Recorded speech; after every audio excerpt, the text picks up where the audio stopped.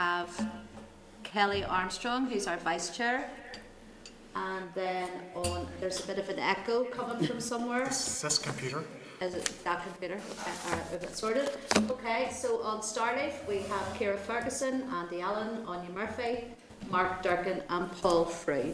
Can I just remind members that you have a requirement to declare any interest in relation to any items under discussion today. And then I will move on then to agenda item 1, which is apologies. I have an apology from Stephen Dunn. Do we have any further apologies? No? Okay then, I'll move on then to agenda item 2, Chairperson's business. Just a matter, I didn't attend this meeting as the chairperson of this committee, but I met with TWN on Monday, and they are saying that the department has misled us when it comes to the WICT programme. So I've asked them to send through further information on this.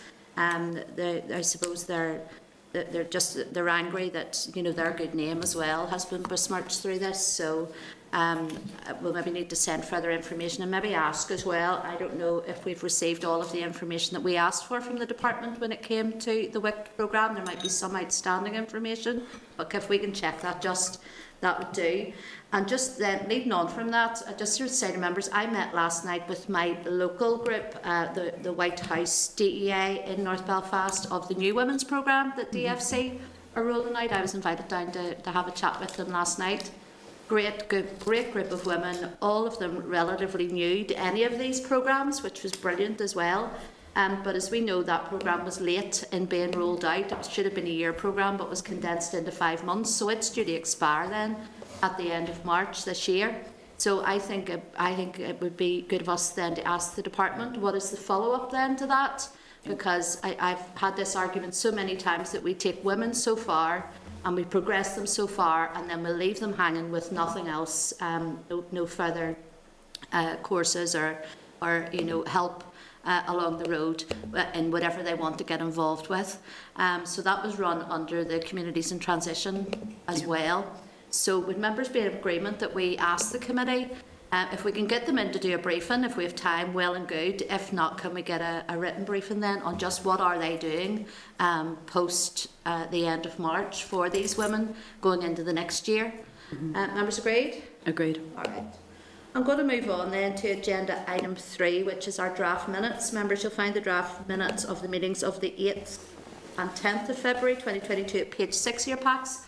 Can I ask, are members content with the minutes as draft minutes as drafted? Can't like to speak this morning. Agreed, thank you. All right, members, we have a few things here on matters arising, and I'm quite we're concerned because we're under a tighter schedule today with having the back to the normal 10 o'clock start. So if we can get through these as speedily as possible. Members have been provided at page 19 with a departmental response in relation to access and inclusion programme guidance. The response states that the Disability Strategy Co-Design Group has been convened by DFC to support the development of the Executive's new disability strategy. The guidance notes were drafted in consultation with Disability Sport NI. Ahead of the launch of the programme each year, the Department consults with all district councils and the Museums Council to consider what changes to the programme might be required, and officials have highlighted new and innovative projects that were brought forward in the previous year and promote projects that are a priority. This includes the development of changing places facilities and projects that will have a positive impact on climate change. Kelly, you wanted to come in? I'm just very confused why only disability support is included in the development of this programme. Can we ask the department why just disability support? Why not disabled artists? Why not disability action? Why not that wider remit? We're supposed to be about co-production and co-design. Disability support only deals with one aspect of people with disabilities. Okay, we can certainly ask that. No further member wants to ask any question around that. Okay, we'll move on to page 21 of your packs. You'll see a departmental response in relation to energy payment support scheme. The department can confirm that as of week ending 28th of January, around 8,000 applications have been made, all being processed within 24 hours, of which 5,150 have been assessed as eligible. The response also states that the Department has explored whether it would be possible to extend the eligibility of the scheme to include recipients of tax credits beyond the scope that has been approved by the Executive. DWP, who are administering the payments on behalf of the Department, has advised that it is not possible to make payments to those in receipt of tax credits through their payment system. Tax credits are administered, as we know, on a separate HMRC system. Again, members, any comments on this? I'm going to say content to note. I know none of us are content to note this because this has caused great concern for all members, that we're seeing many people are being left out when it comes to this payment support scheme. I don't know if there's anything further we can ask on that. Kelly, you want to come in? Could we just ask for further details on those awards that have been made to date? The average amount of those awards across Northern Ireland, if they want to break it down by county or constituency, that would be useful. And also a breakdown of how far towards target this is. Okay, we can certainly ask that. Can I bring in Andy, please?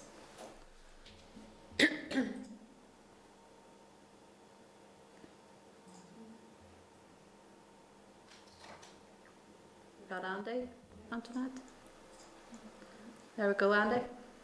Thanks, Chair. Yeah, just in relation to this, I'd be keen to better understand, obviously given the Department can't include tax credits within the energy payment support scheme, what other schemes they're going to bring forward. I appreciate, obviously, the nuances of this scheme won't allow them to add it into this, but they clearly need to do something. There's a huge amount of people that will not be entitled onto this scheme who will lose out, and they desperately need the support. And just a bone of contention, I'm not going to labour the point, but the Department has highlighted the point that I raised regarding unemployability supplement being wrong. The reality of it is, if somebody who claims unemployability supplement under war pension chose not to claim that, they could claim ESA. So the Department's actually wrong, but I'm not going to fight them on that. Okay, look, thank you, Andy. And yeah, we'll further ask those questions. Can I bring Ciara in, please? Just one question. It's good to hear that obviously the 24 hours with regards to processing application forms. Could we have an update in relation to the 5,000 eligible? How soon basically do people receive the actual fuel? Because I've had a few constituents that are waiting longer than I think is necessary, given that it is an emergency. Thank you. No, thanks, Ciara. We can certainly ask that question. And I have to say, the telephone number and email address that we have been given as MLAs has been extremely useful. I know my office had used it just yesterday again with a constituent, which was sorted that day, the issue, so that has been really useful for MLAs to have that. No, we'll ask all of those questions, members, and if you're content, I'll move on. Can I then move you on to page 23, which is a Departmental response in relation to antisocial behaviour and social housing allocation. The response states that applicants for social housing must meet specific criteria in order to be considered for an allocation. One of these criteria relates to unacceptable behaviour. The Housing Executive has discretion to exclude applicants from the waiting list if the applicant or a member of their household has been engaged in unacceptable behaviour serious enough to make them unsuitable to be a tenant of the Executive. The Department is working with the Housing Executive to implement outcomes from the fundamental review of social housing allocations. It is expected that the proposals relating to antisocial behaviour will be implemented in the next 18 months. The Department aims to bring these proposals forward for new legislation in the next mandate. I suppose, members, I would like to know what do they deem as unacceptable behaviour serious enough to make them unsuitable to be a tenant in the Executive, because we all know we all have areas within our own constituencies where the Housing Executive seem to load with people of unacceptable behaviour, which seem unacceptable behaviour to us and their neighbours. But what is that level? So members agreed. I would like to know that. Kelly, did you want to come in there? I just wanted to clarify from the papers that we received on page 25, Annex A, the exclusions that are listed there. There's a total of 130 over 3 years. Each of those years, are they the same people or are they different people? Because that means that we have 130 people in Northern Ireland. If it's separate people, there's 130 people in Northern Ireland that are not entitled to social housing. Where are they? You know, because we can have people who have unacceptable behaviour, and there could be addiction issues there could be mental health issues. I'm the same. I want to know what the criteria is, because if people need help, then let's get them the help. Now, we don't want to have neighbours being tortured by someone who's really causing harm in the area, but at the same time, we can't just dump people out, because that just adds to our homelessness I list. suppose it's looking at that statutory duty, and where does that statutory duty stop, and what happens to those people. So yeah, I would be very interested to find out. Anybody else, anything further on that? Are we content we move on? Okay, then we'll move on then to page 26, where you'll see a departmental response in relation to the Housing Executive's funding for adaptations. In the immediate term, the Housing Executive Board in September 2021 approved a 12% increase to its grant aid rates for home improvement grants, including disabled facilities grants and the Affordable Warmth Scheme. The increase was applied to rates to help applicants and their chosen contractor to complete the necessary works. £50,000 is the maximum amount that can be paid as a DFG and is set out in legislation. Where the grant amount required exceeds £50,000, the Department and the Housing Executive are considering the use of extra statutory payments subject to appropriate checks and approvals, including from Department of Finance. The Housing Executive cannot grant aid to DFGs concurrently for the same person in a household. However, if two or more members of a household receive separate occupational therapy recommendations, then it can consider separate disabled facility grant applications at the same property. Members, this is one that I had raised a few weeks ago because it had been raised with me. I note that they had said that this was it September? Yeah, September 2021 this was approved. I'm just a little bit disappointed that we weren't made aware of this, more openly made aware of this, because people had been finding it that very difficult to meet that cost, for the extra cost of materials and labour and all of that happened because of COVID. So just suppose disappointed that we didn't know about this sooner. And I probably would like to know, we can ask Grania when she was in later, how was this information shared? Was it shared with those tenants that had applied for DFGs? Were they made aware that any increase? So we'll ask that later of her, but I suppose just to put in the record that disappointed we didn't know about it sooner. Any other comments on this, Kelly? Just to say, Chair, absolutely appreciate that the amount, the percentages have gone up, much needed. I've always been very concerned about the amounts that have been put down.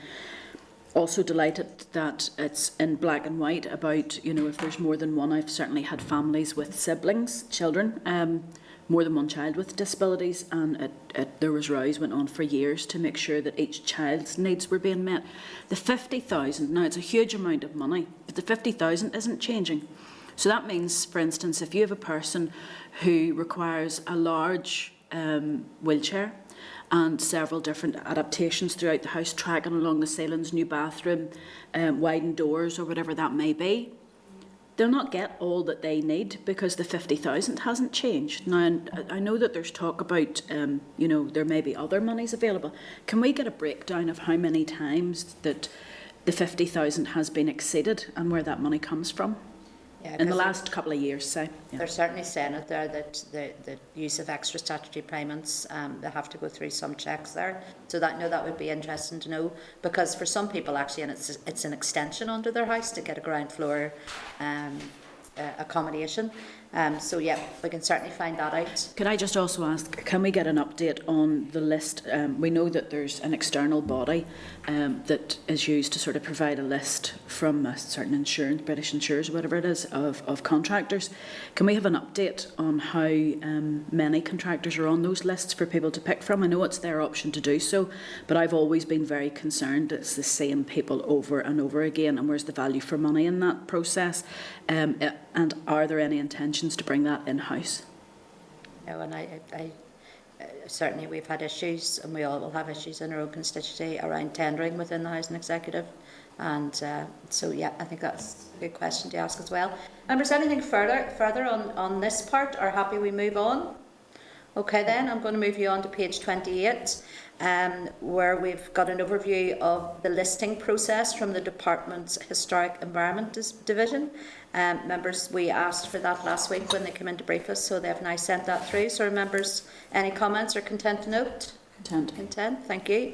Then members, you've been provided in your table papers with the departmental response regarding the funding announcement by the Chancellor of the Exchequer.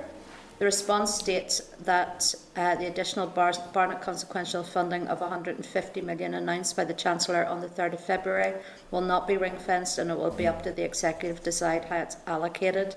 That was the money to do with energy costs and heating. So members, any comments or consent to note at this stage?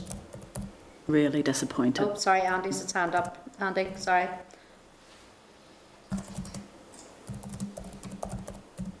Bring Andy in, or is his hand down? Hand down, okay. Excuse me. Puts back up again. Okay, bring Andy in.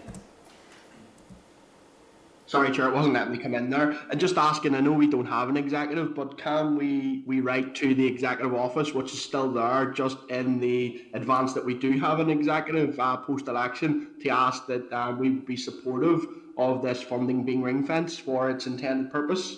Absolutely, I think that's a good idea. We can do that, certainly. Thank you, Andy. Chair, could we also ask write back to the department and the minister to ask them to put the bid in for the money? Because if the bid's sitting there, as we know, we heard with the budget the other day, if departments put in, expected expenditure, I know that they're doing this all the time, but just support from the committee to say that 150 million is needed out there. Well, it absolutely is, and we know when things go into the big pot that they could be consumed elsewhere very easily. Yeah, our minister and future minister within the community is going to have to fight for it. So, yeah, I'm happy with that. Paul Frew, you wanted to come in? Paul? Yes, Chair. I think we need to explore the nuances around all of this. So, what are the parameters? Would it be possible for the Finance Minister to offset that 150 million through a rates holiday or rebate for people? How far would that go? What would that look per household?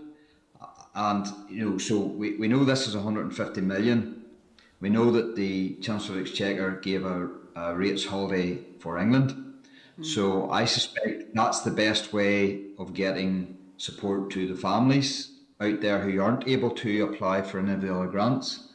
So I think that we should try and explore this, and we should write to the Finance Minister to see if he can offset the value of 150 million. Yes. So that when 150 million comes into the coffers, he has already used that money, if you like, because we know this isn't pounds and pence. Government coffers don't see this. It's only lines on a page. So there's bound to be a way that we can get this money used and utilised. Yeah, because it was originally, Paul, wasn't it originally then for council tax that they used this for over in GB? So yeah, which then would relate to rates here. So no, we can ask those questions and see what plans the Minister of Finance maybe has in place for that. Okay, members, are you happy then that we move out of matters arising? Yes, nothing else then there. I'm going to then move swiftly on to agenda item 6 then, which is a briefing on budget and mixed tenure properties. Members, you'll find a copy of the briefing paper at page 30. There's also a reply on mixed tenure properties in your tabled papers. So can I welcome then to the meeting Grania Long and Catherine McFarland. They're both here. Very good to see you, and I know Grania, you're coming to us from sunny Cork this morning, so I hope we're all loud and clear down there. Really good to have you here. So can I ask you then to go ahead and brief the committee, and then we'll follow it up with some questions. Thank you. Good morning, everyone. And as I say, I'm very much hoping that Wi-Fi holds up this morning. We're here to discuss a number of matters, and I'm Grania Long. I'm the Chief Executive of the Housing Executive. My colleague Catherine McFarland, who's our Director of Finance, is also here, and I hope we'll be able to answer all your questions this morning. I'll start on the issue of our financial context. And I suppose to start, just obviously we're very conscious that the formal consultation on the budget has now been withdrawn. So what Catherine and I will try to do this morning is to talk you through some of the immediate issues and some of the issues that we're currently looking at in terms of both on the regional side, so in other words, the Strategic Housing Authority within the Housing Executive, and then on the landlord side. But we focus broadly on the Strategic Housing Authority, which is the work that we undertake to, first of all, ensure that we meet our statutory obligations in relation to homelessness, and the work that we undertake in relation to affordable warmth and energy efficiency as the Home Energy Conservation Authority, and a whole range of other functions. And I suppose just to remind the committee, and I know you're very well aware of this, the organisation functions as two separate entities for the purposes of our budgets. And so regional services, or the Strategic Housing Authority, is grant funded through the Department for Communities, who we work in partnership with. And then on the landlord side, those 84,000 homes are funded entirely separately through a separate budget. So as I say, we cannot cross subsidise between either. And again, I'm conscious committee members are very well aware of that. So I suppose our primary focus and our main focus in terms of funding and uncertainty around funding now into the next financial year really is focused on those immediate concerns in relation to homelessness. And just to remind the committee of where we're up to in terms of homelessness, the specific issues that have emerged for the organisation, and much more importantly actually for people who are homeless, is that we have seen a trebling in demand for temporary accommodation in the last 2 years, and that's really since the pandemic. And much of that, the vast majority of that, is as a result of the pandemic, and that's come about for three reasons, or it's manifested itself in three ways. The first is that we have seen a swelling in demand because the normal churn, the normal throughput, as we would call it,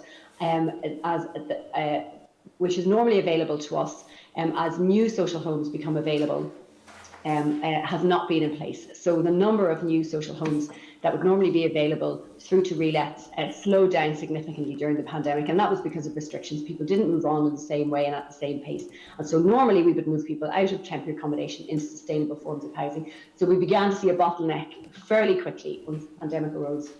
Add on to that the fact that hostels were also faced with restrictions. So the capacity of a hostel might move, for example, from 50 units or 50 spaces down to 25. So again, you add that additional demand. It meant that we couldn't place as many people in hostels, and we had to go out and seek single lets and other forms of private sector accommodation. And when you add on to those two primary issues, the fact that we also saw a significant increase in particularly younger people coming forward who maybe normally would have that awful phrase, sofa surfed, or found alternative means of meeting their housing needs, they then came forward formally. So we saw an increase as well in the number of young people coming forward. All of those three factors, all coming together during the pandemic, led to that increase. And again, unprecedented is an overused term, but not in this context. It led to a trebling in demand for temporary accommodation.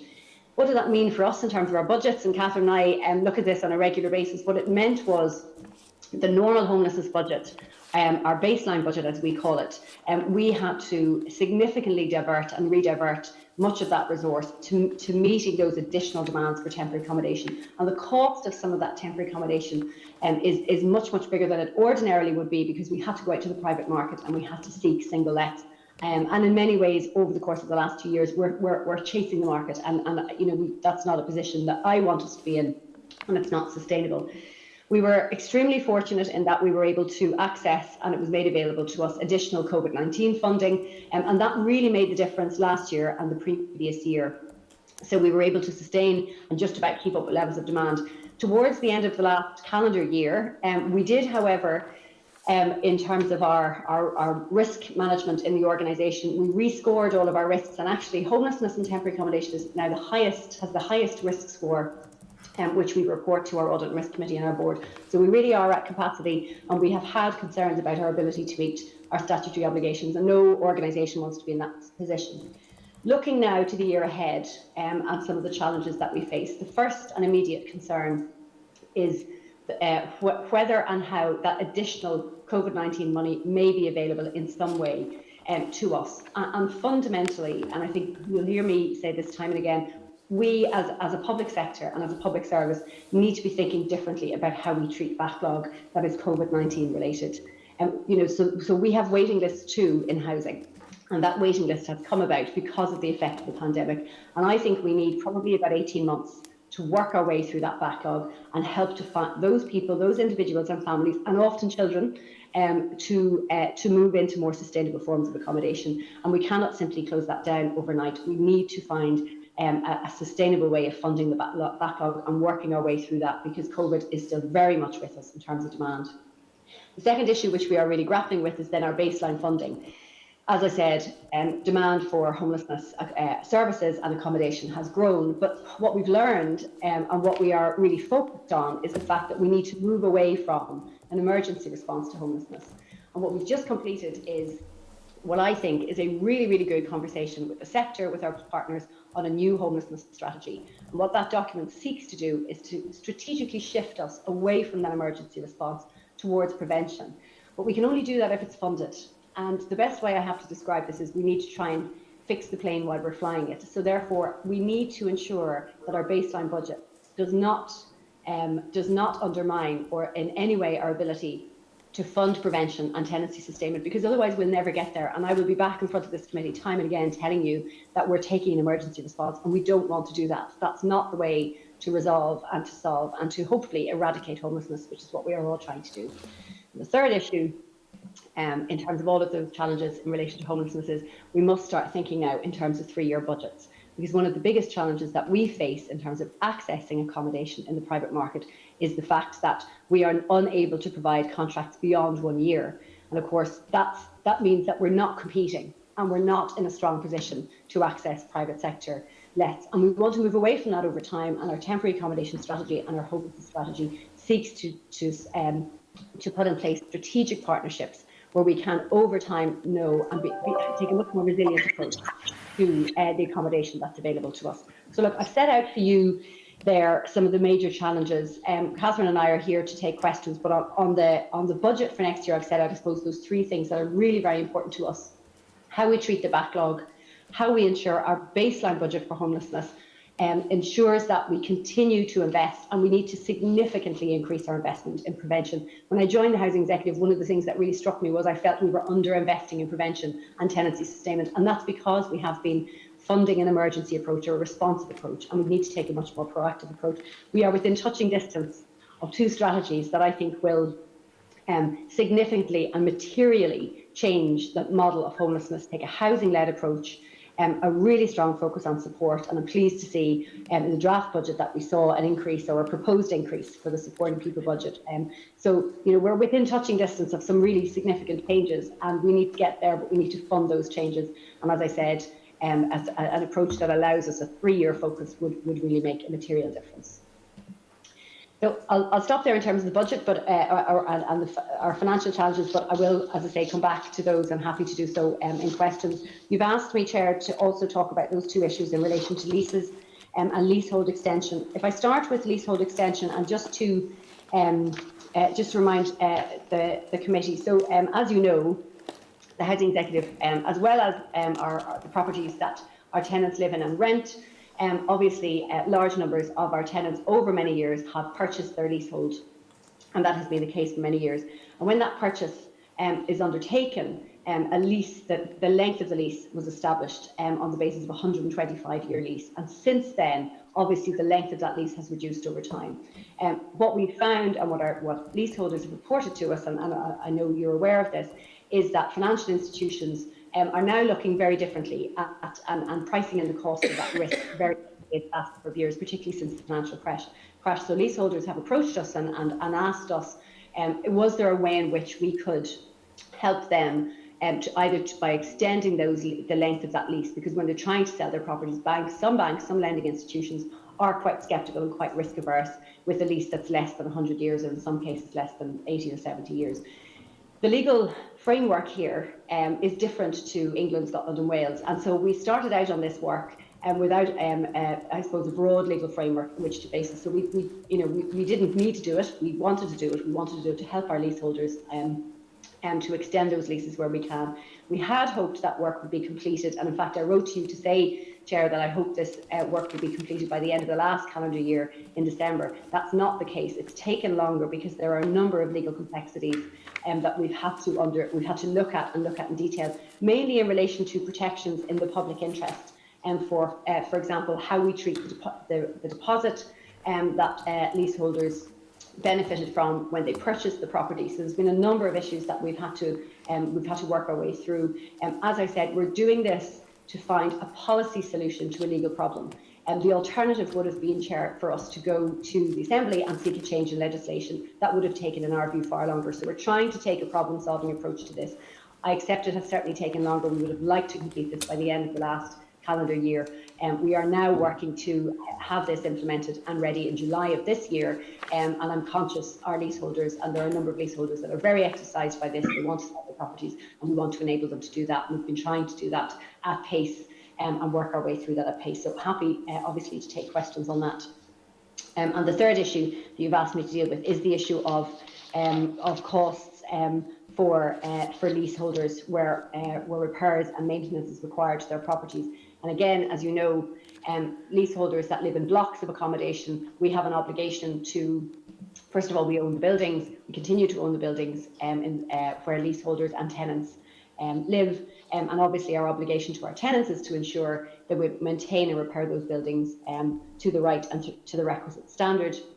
We will take the same approach that we do to our maintenance programme. We will, as you would expect, go out to public tender, seek a contractor or contractors to undertake the work, and then the cost of that work we calculate on it to each individual leaseholder. We spend a lot of time working with leaseholders so they understand, first of all, the work, the benefit of that work to their properties, the importance of that work to the entire block, which leaseholders will be very well aware of because they signed up to that in their contract. And then we will pass on the cost to that leaseholder, which is, as I say, their obligation under the contract. We do, as you can imagine, seek to take a proportionate and a reasonable response to how the money is paid. And we, of course, speak to leaseholders about payment plans so that is paid over time. And I know, you've asked me to touch on the issue of procurement and a perception that costs are excessively high. And I suppose, just to be really clear, as an organisation, we act in the public interest, and our job is to ensure that we do two things. First of all, that the quality and the standard of work that is undertaken is the right quality and standard and meets the standards that you would expect, but also that we seek and achieve value for money. So we undertake that through a public procurement process. We are a centre of procurement excellence, and so we will apply absolute rigour to that process to ensure that when we undertake procurement and when works are undertaken to people's homes, that they are done to the right standard, and we explain all of that very clearly to leaseholders, and indeed we explain it to leaseholders when they purchase the leasehold, and that's part of their contract. So I've covered hopefully the ground you wanted me to cover. Catherine and I are both here to take questions, Chair. That's grand. Thank you very much, Grania, for coming in and explaining some of those to us today. I'm going to start off, I think, probably where you left off, just around the tendering process. It is something that my constituency office certainly is dealing with on many cases, especially in and around Rathcoole and other areas within North Belfast, where people are really aggrieved at some of the prices, and I've said it in this committee before, some of the prices for some of the work seem extortionate to me as a homeowner as well, as to why someone would be asked to pay that amount of money for some of the maintenance that needs to be done. Just to ask, what happens when people can't afford it? And you know about other issues that I've brought to your attention in North Belfast, where you have issues like the Finlock guttering, where you've got a terrace row of houses as well fall into the same issues around tendering and around works that need done. What happens when people do not have the money, and sometimes they're being asked to pay upwards of £5,000 for works that need to be carried out? And I understand, yes, those works do need to be carried out, because if they're not carried out, those properties will fall into even further disrepair. So what are there schemes in place? Is there any help out there? What sort of help is there for people? Because many people, I know certainly in some of the when you talk about our apartments or our flats, a lot of those people maybe bought those 20, 30 years ago and are now pensioners or whatever that might be, and do not have that readily money sitting in a bank account somewhere. So just on that first. And then I'm going to ask you then, move on then to The issue around the leasehold, again, another major problem in my constituency and across Northern Ireland, because other MLAs have contacted me on this from my own party. The amount of people that cannot move on out of their premises because of the mortgage issues from the people that want to buy them. And it is really very, very disappointing that when we were told this would be sorted by December, they now have to wait a further, 8 months for this. So many people will now have lost out in selling their homes and moving on. Is there any way around that where we know, and I would be hopeful that it'll be a positive solution come July around this, that there can be, is there any sort of legal or holding letter or anything that those people could get to say that that there will be a decision made that they could pursue the sale of a home? Thank you. On that first issue in relation to leaseholders and the costs and affordability, I mean, this is a really significant issue, not just for the leaseholder themselves, but more widely. And I think we will be having conversations about this issue, about how leaseholders afford the cost of maintenance of their properties for some time. And it's not unique to here. Across these islands, I know there are landlords and leaseholders who are struggling with these issues. So first of all, the majority of our leaseholders will have purchased the leasehold at a discount, and a significant discount. When they do that, we explain to them, and obviously we ask them to seek legal advice so that they understand their obligations and the benefits of that contract. And so when we arrive at a position whereby work needs to be undertaken and a leaseholder has to meet the costs, we fully understand that for some leaseholders that will create an affordability problem. And so we work very, very hard to ensure that we can mitigate that as much as we can. So we do, in as many cases as we can, we do enable payment plans to be undertaken.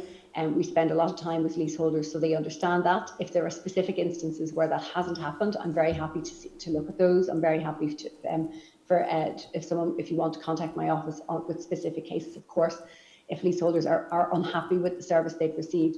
But fundamentally, it is, my duty and our duty is to the public interest and is to ensure that we keep our tenants safe, warm and dry. So we have to ensure that works are carried out. We will, as I say, that relationship with the leaseholder is a really important one. So we ensure that we have as many conversations on the ground. We actually give a period of time between the costs being shared with the leaseholders and the works being carried out. So we give as much time to that to try and be as reasonable as we can. And as I say, those payment plans are available for leaseholders. But I'm very happy, as I say, to if there are specific cases, please do, of course, get in touch.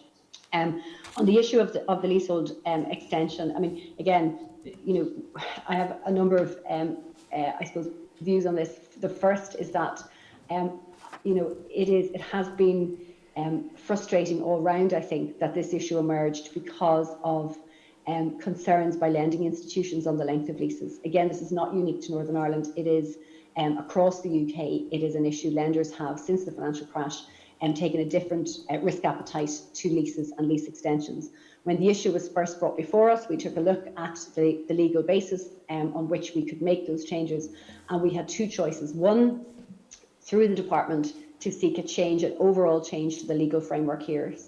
But that would have taken a much, much longer time period, and we do want to move quickly as much as we can for our leaseholders with whom we have a really important relationship. The work that we've undertaken, we've had to go through a policy route to change. That has meant obviously engaging with UK Finance, which is the trade body for mortgage lenders, to ensure that they understand the work that we are doing. It's ensured working with the Law Society in relation to that. It's ensured taking the type of legal advice that we need, but also ensuring that we are acting in the public interest. So we have to ensure that we are protecting the reduction, the discount, for example, that a leaseholder will have benefited from, up to 70% discount. We have to protect that discount in the public interest, and there are a number of other ways in which and legal steps that we have to take. So you're right, I am equally, I'm sure we all are equally frustrated that it has taken this long, but we have to do this right. And I fully, absolutely understand the frustrations among leaseholders, and I've been written to myself, and quite rightly, leaseholders are frustrated. We have to do this right, and I have been pushing internally. We will expedite wherever we can in terms of bringing this forward as quickly as we can. So I very much hope that we will be in a position that we will be able to move on from this issue as soon as possible. So I do absolutely take the point. It is, it has taken longer than we originally intended, but we are trying to, the approach that we have taken to do this through the policy route rather than through the legislative route will still mean that it will be a much quicker time frame than what the alternative would have been in our view. No, and look, I understand that, and I understand that things have to be done the right way, and I get that. If I could just move back then to the again, that sort of tender process, and you'd said there about payment plans that are in place, and that is good, and that will help many, but for some even that will not be an option. And I'm not laying this all at the foot of your door, most certainly not. It's not a housing executive issue per se. It is a departmental issue. Could the department be doing more? I mean, it is the Department for Communities. It's there to protect people. It's there to ensure that people don't fall further into poverty. And yet, through some of the programmes and the works that need done, that is indeed what is going to happen. So I don't know if you want to answer this or not, but should the department be doing more to help those people out? Because I know that the Housing Executive do not have the money there when we have so many other competing priorities to actually say, well, we're going to put a scheme in place. So what more could the department do? Well, I mean, I certainly would say that's definitely what the department. I mean, what I would say, and look, as I said, the critical things here for leaseholders are that they can get the right advice when they're purchasing the leasehold, but also throughout the term of that leasehold. The second thing is that they are aware that payment plans are available. And again, if there are leaseholders that aren't, I'm very keen that all leaseholders understand exactly what is available to them. And I know my colleagues on the ground spend a lot of time working with leaseholders. I suppose the third issue here, and it's worth just, I suppose it's a comment really, which is that, when you look across the leaseholds and the number of leaseholders that have purchased their properties, just about half of those have sold them on. So they bought it at a discount, received a significant discount, sold them on, and around about half of our leaseholds are now managed, are now owned by private landlords who rent out those properties. So I suspect you and I are not talking about that group. We're talking about the much smaller number of people who may have affordability issues. That's what those payment plans are there for. I suppose my role is also to ensure that we make best use of tenant income. So our tenants obviously cannot subsidise any costs associated with the improvement of leaseholder property. So it is, and what we're talking about is a really difficult subject, and it is a subject that, as you know, is very front of mind in England, for example, post-Grenfell, when landlords are looking at the changes they need to make in terms of building safety. So I think this one will run and run, but look, I will make absolutely sure, and we will ensure that we revisit time and again how we are ensuring that we're giving advice to leaseholders so that they understand their obligations and responsibility, but also that they understand those payment plans are there and it's there for them where we can help. Look, thank you for that, Grania. Members, I have just another two issues that I want to raise, but can I ask you to let me know if you want to come in? I have Mark and I have Ciara who are waiting.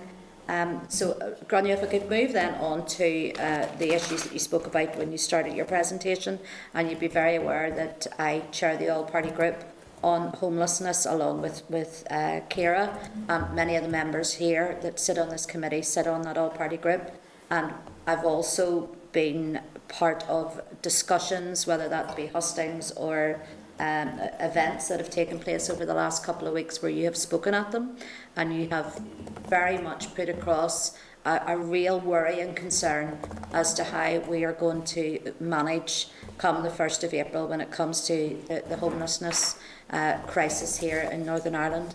And I know that there are many wonderful groups out there and organisations like Homeless Connect, the Simon Community and others who have done wonderful work over many, many years to get us to where we are, and prevention has very much been part of that discussion, and I do believe that it could work, and I do believe in spend to save. I think that's exactly what we should be doing in many cases across government. I am really, really concerned, as are you and as are those other providers, just what is going to happen come the 1st of April. And I suppose it's to ask you then, and I know you have said this at various events, but I suppose just for the committee as well, where are you going to take that money from, Grania, to because the housing executive is a responsible landlord. You are very in tune with what is needed out there, and you've done absolutely brilliantly around this subject. So where is that money going to come from? Where are you going to take it from? To make sure that those people who are homeless or in need of temporary accommodation get that. Thank you. I think probably at this point it's worth bringing Catherine in, because Catherine and I and other colleagues around the executive team are making those decisions currently and are in the process of gathering that all of the data and the information that we need to make those decisions. So Catherine, I'll maybe hand this one over to you, and I'm happy to come back then. Thank you, Grania. Thank you, Chair. The process that we undertake, Chair, is that we have pulled together all of the information and our requirements for the next year, for 22-23, and probably beyond that actually. But for 22-23, we have looked at our services, and we'll take homelessness in particular, looked at the tail of COVID spend, pulled that together into one picture. And that includes not just our statutory services, but the preventative work, which we do believe is really important when we look to the future of how homelessness is managed. So we'll gather that bit together and submit that to the department. Where it goes from there is really a departmental decision in terms of priorities. But what we will say is, here is our baseline bid. Here is the tail of COVID spend, and for example, when we look at 22-23, the tail of that COVID spend is around 7.5 million, so it's not insignificant.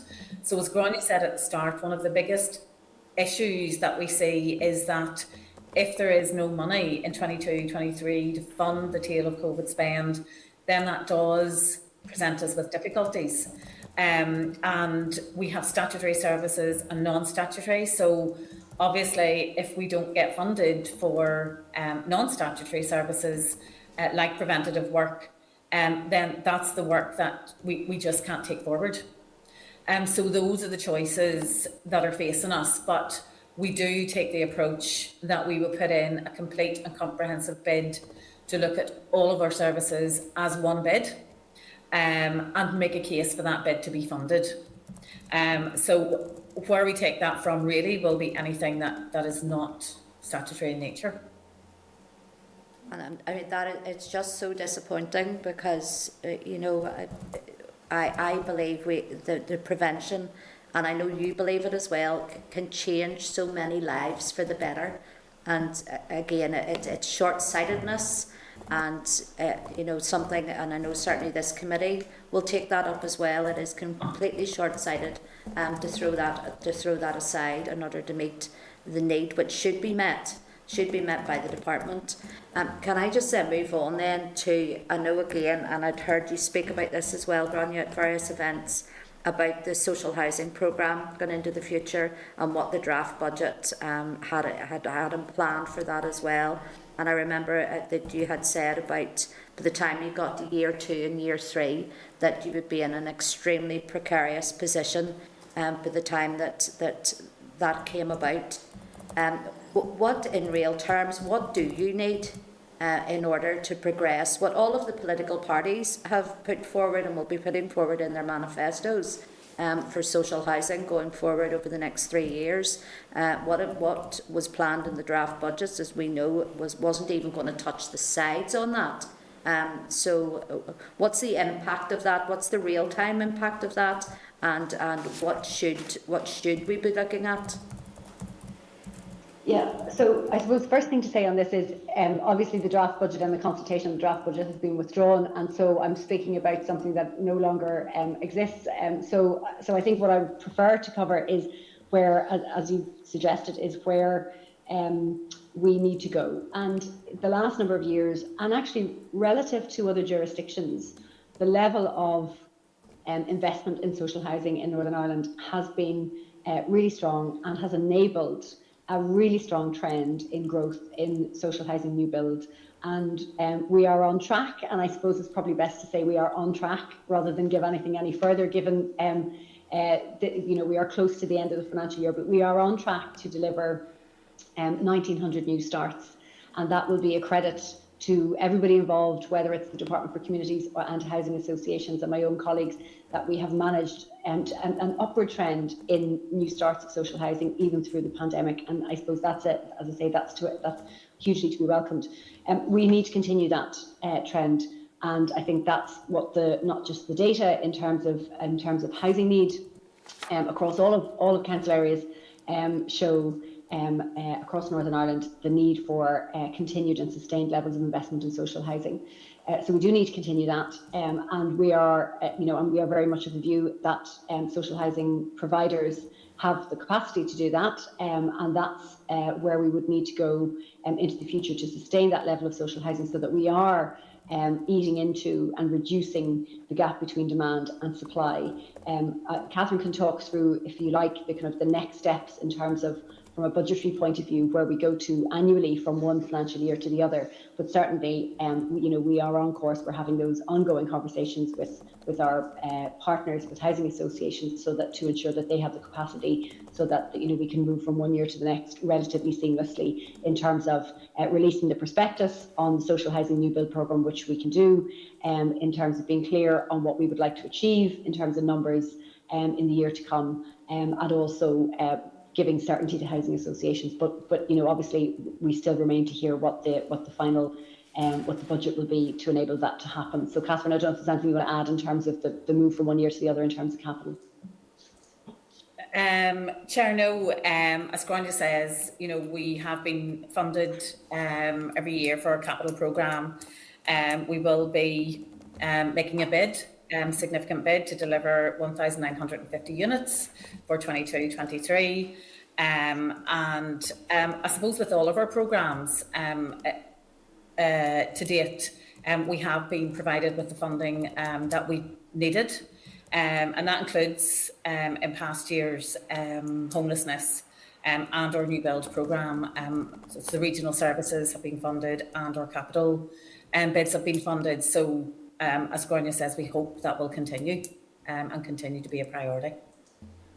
Okay, thank you, both of you, for those answers. I'll maybe come back with some other stuff before we finish, but I'm going to bring in Mark and then Ciara. So can I bring Mark in first, please?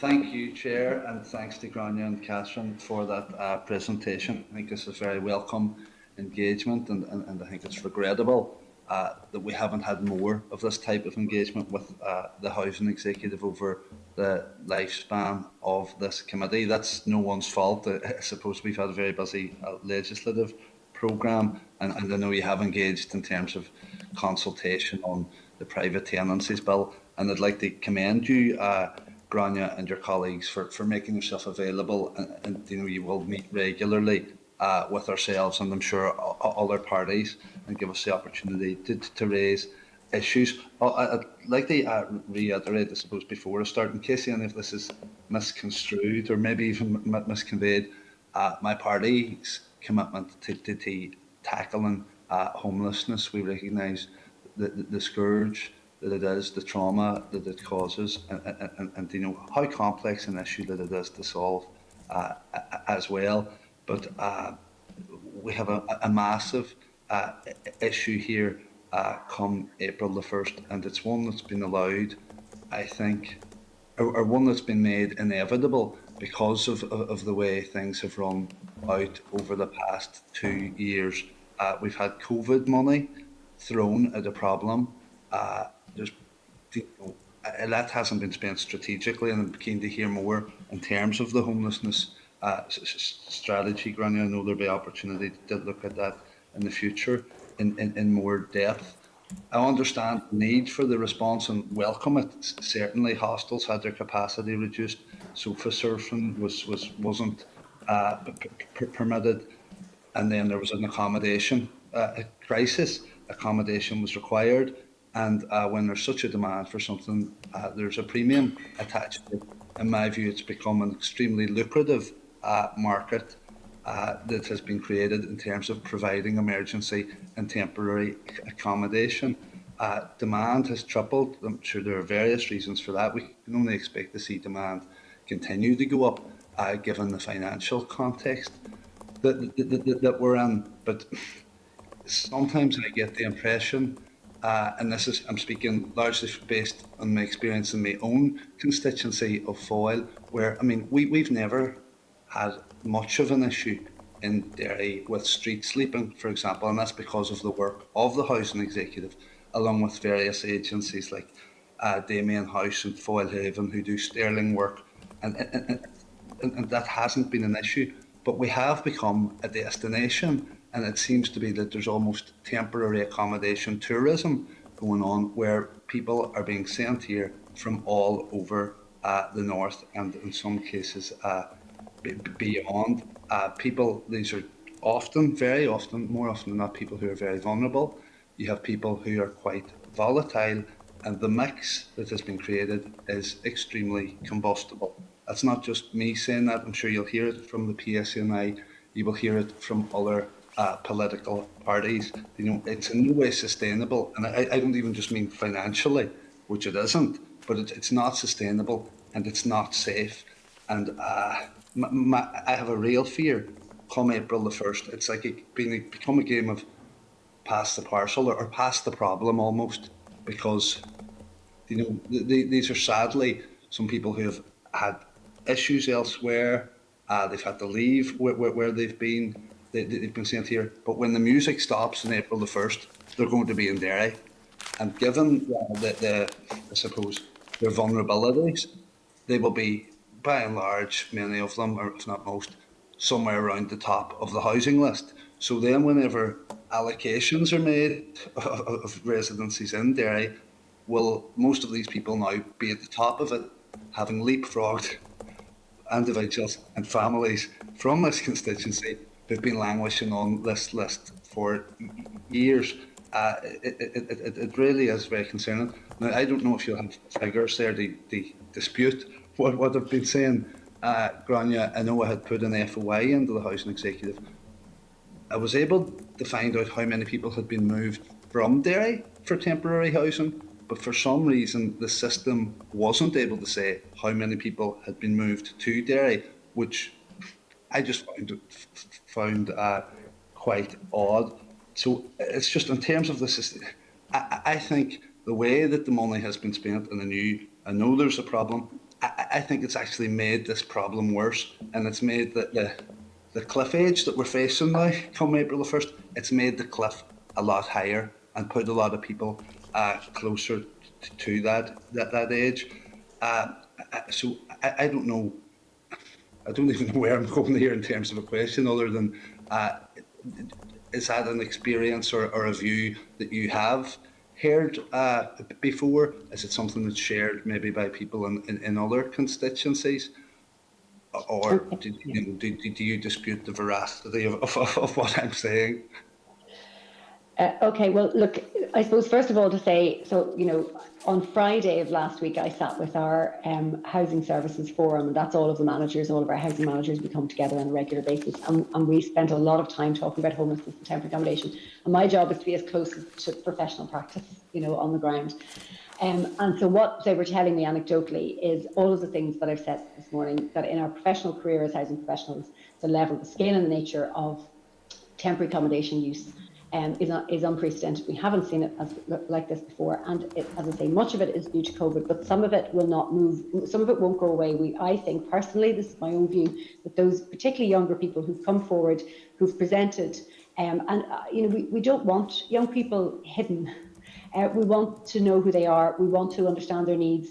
We need to provide them with the support and the sustainable levels of temporary accommodation that they need. But I hope actually that demand will not go away. We need to keep those young people now close to the services and the public services that they need.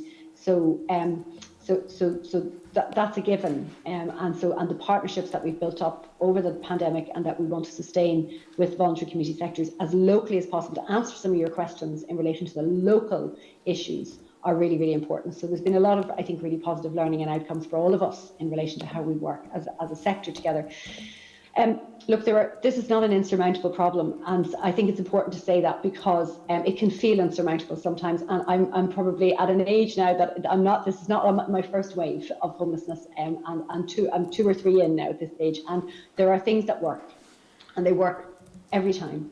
And some of the things that work are this.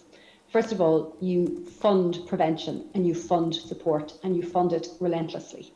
And what that does is it reduces pressure on the system because it ensures that people who can stay in their accommodation, stay in their accommodation. We wrap as much support around people as we can, and we take a housing-led approach. That is the model that has shown to work and works time and again. And unfortunately, during economic crises, public health crises, homelessness increases. So we actually know the solutions to this one. I think the really big challenge for us has been just the scale of the demand and how quickly it's come, and the fact that we have had to reach in to a private sector and procure private lets at scale. And, you know, Catherine and I talk about this a lot. The numbers we are spending on private accommodation for temporary accommodation is eye-watering. I want to spend that money on other things. And so I think there are 3 solutions here. The first is we need to deal with the backlog separately. And we were able to do that up until the end of March this year through that COVID-19 funding. I really hope that we can do that again next year. And so that would make a huge difference. We could spend 18 months working our way through the system, so to speak, moving people, finding sustainable placements. We then need to fully fund the forthcoming homelessness strategy, and I really mean fully fund it. And that means investing in prevention and tenancy sustainment. It will make a huge difference. And everybody who works in homelessness says this. So I'm not telling you something that's radical, actually. It is how you treat homelessness and how we ensure that the people who experience homelessness get what they need. And the third, which we would really like, and I think we were moving towards actually with the draft budget, is a 3-year approach, so that we can take a longer term, what I call strategic partnerships with those temporary accommodation providers. On the final point about local decisions and so on, I mean, we will only place people outside of their local area in absolutely in extreme circumstances. So if somebody presents very late in the evening, in the middle of the night, and there's literally nowhere left. And we will only do that exceptionally. And I speak to our out of hours team and our housing solutions team, and we all understand it doesn't make sense to place people out of their area of location. That placement will not work over a long period of time. So it will only ever be on a very, very exceptional basis. And then we will seek to move that person. So if we are doing it, it's for a night or 2 nights until we can move them back. But again, always happy to talk about individual examples, and happy to, if you want to follow up with me on that. Yeah, but in such instances, sorry, Grania, then you would look at where availability of accommodation is. Yes. Isn't that right? And absolutely. because such a market was created, I mean, we people, and I can understand why people in tourism, people who had a B&B and tourism went to pot because of the pandemic. Of course, they'd be more than happy to take people in and to help them out. But then they saw how much money was in it. And people started opening second B&Bs and third B&Bs, and people like evicting long-running tenants, through legally, of course, and giving them adequate notice to quit, and then starting making their house available for temporary or emergency accommodation. So as a result of that, there's a huge availability here in Foyle, and I think, I could be wrong, I couldn't get the stats, the housing executive couldn't provide me with the stats to tell me that I'm wrong or to confirm that I'm right, that there are more people getting sent to Derry in those desperate situations. And those people do have my sympathy. There is so much more, and we're so supportive of a properly and adequately funded homelessness strategy. I'm sure you would love to have even a fraction of the money that you have spent on rents in temporary and emergency accommodation to spend on the strategy over the past 2 years. There's more to tackling homelessness than putting people in a house for a night or putting a roof over someone's head. But my concern then is that this is going to continue and continue. And I'm genuine when I say it is not safe. I have police lamenting the situation to me. They don't know who people are. They don't know where they're from. And they're coming to the police's attention again and again and again. And we know about the difficulties your budget has. The policing budget is stretched to the max too, and they're just finding it impossible. But I'm very concerned at sort of the between bit. Of course, we can't just stop funding one and start funding the other. The strategy work definitely needs done. People need support. We need to invest in tackling chronic homelessness. But I genuinely think what's happened here, and I've heard people because some of the guys who move here, they'll come into my office because they'll look for assistance to get on a GP's books or whatever. But then they'll be telling me how great they find this place, and they'll be phoning their friends, come on up to Derry, it's great crack.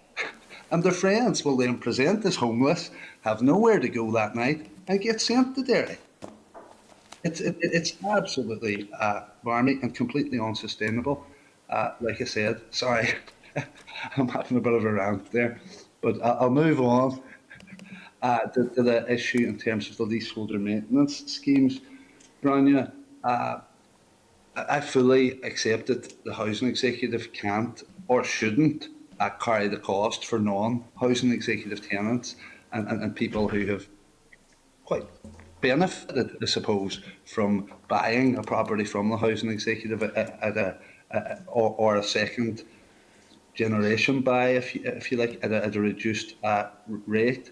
But your assertion that the public procurement process provides value for money, it's supposed to, but it definitely doesn't. It doesn't provide value for money for you or for public bodies, government departments, and it certainly doesn't provide it for private citizens who are now being charged extortionate, as the chair says, public prices.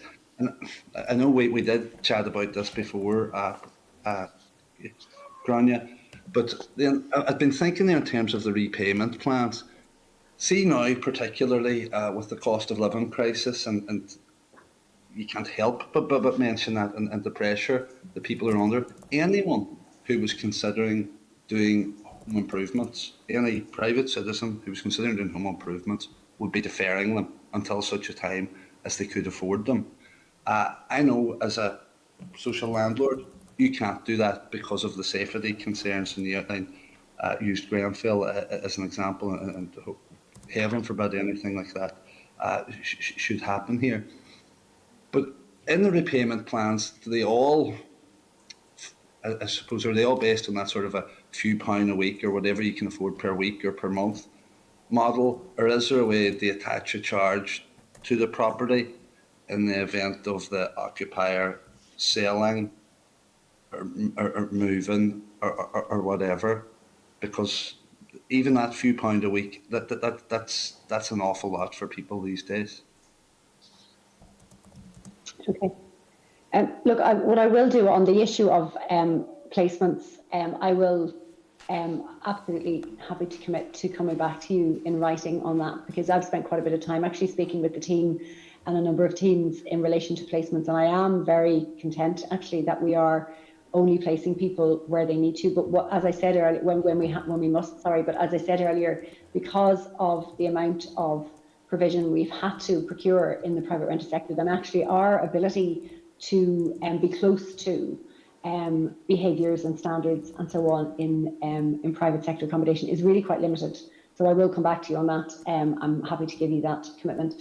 On the issue of leaseholders, I mean, essentially you've said it in your question. You're right. We cannot, we cannot subsidise anyone other than our own tenants as a landlord. And you're right. And I can give you the assurance that the steps that we take in our public procurement process, value for money is a really, really important step. And as the Chief Accounting Officer that spends that budget, I am absolutely and rightly so held to account not just by our own Audit and Risk Committee, by the rules set out and of course through the NIAO in terms of ensuring that we meet public procurement guidance and that we achieve value for money, but that we also strike a balance between value for money. So value for money, it doesn't mean the cheapest, it means the value. So it means also meeting standards, and of course the work that we undertake has to be guaranteed. A guarantee has to be given to us by the contractor, and the cost of all of that adds up.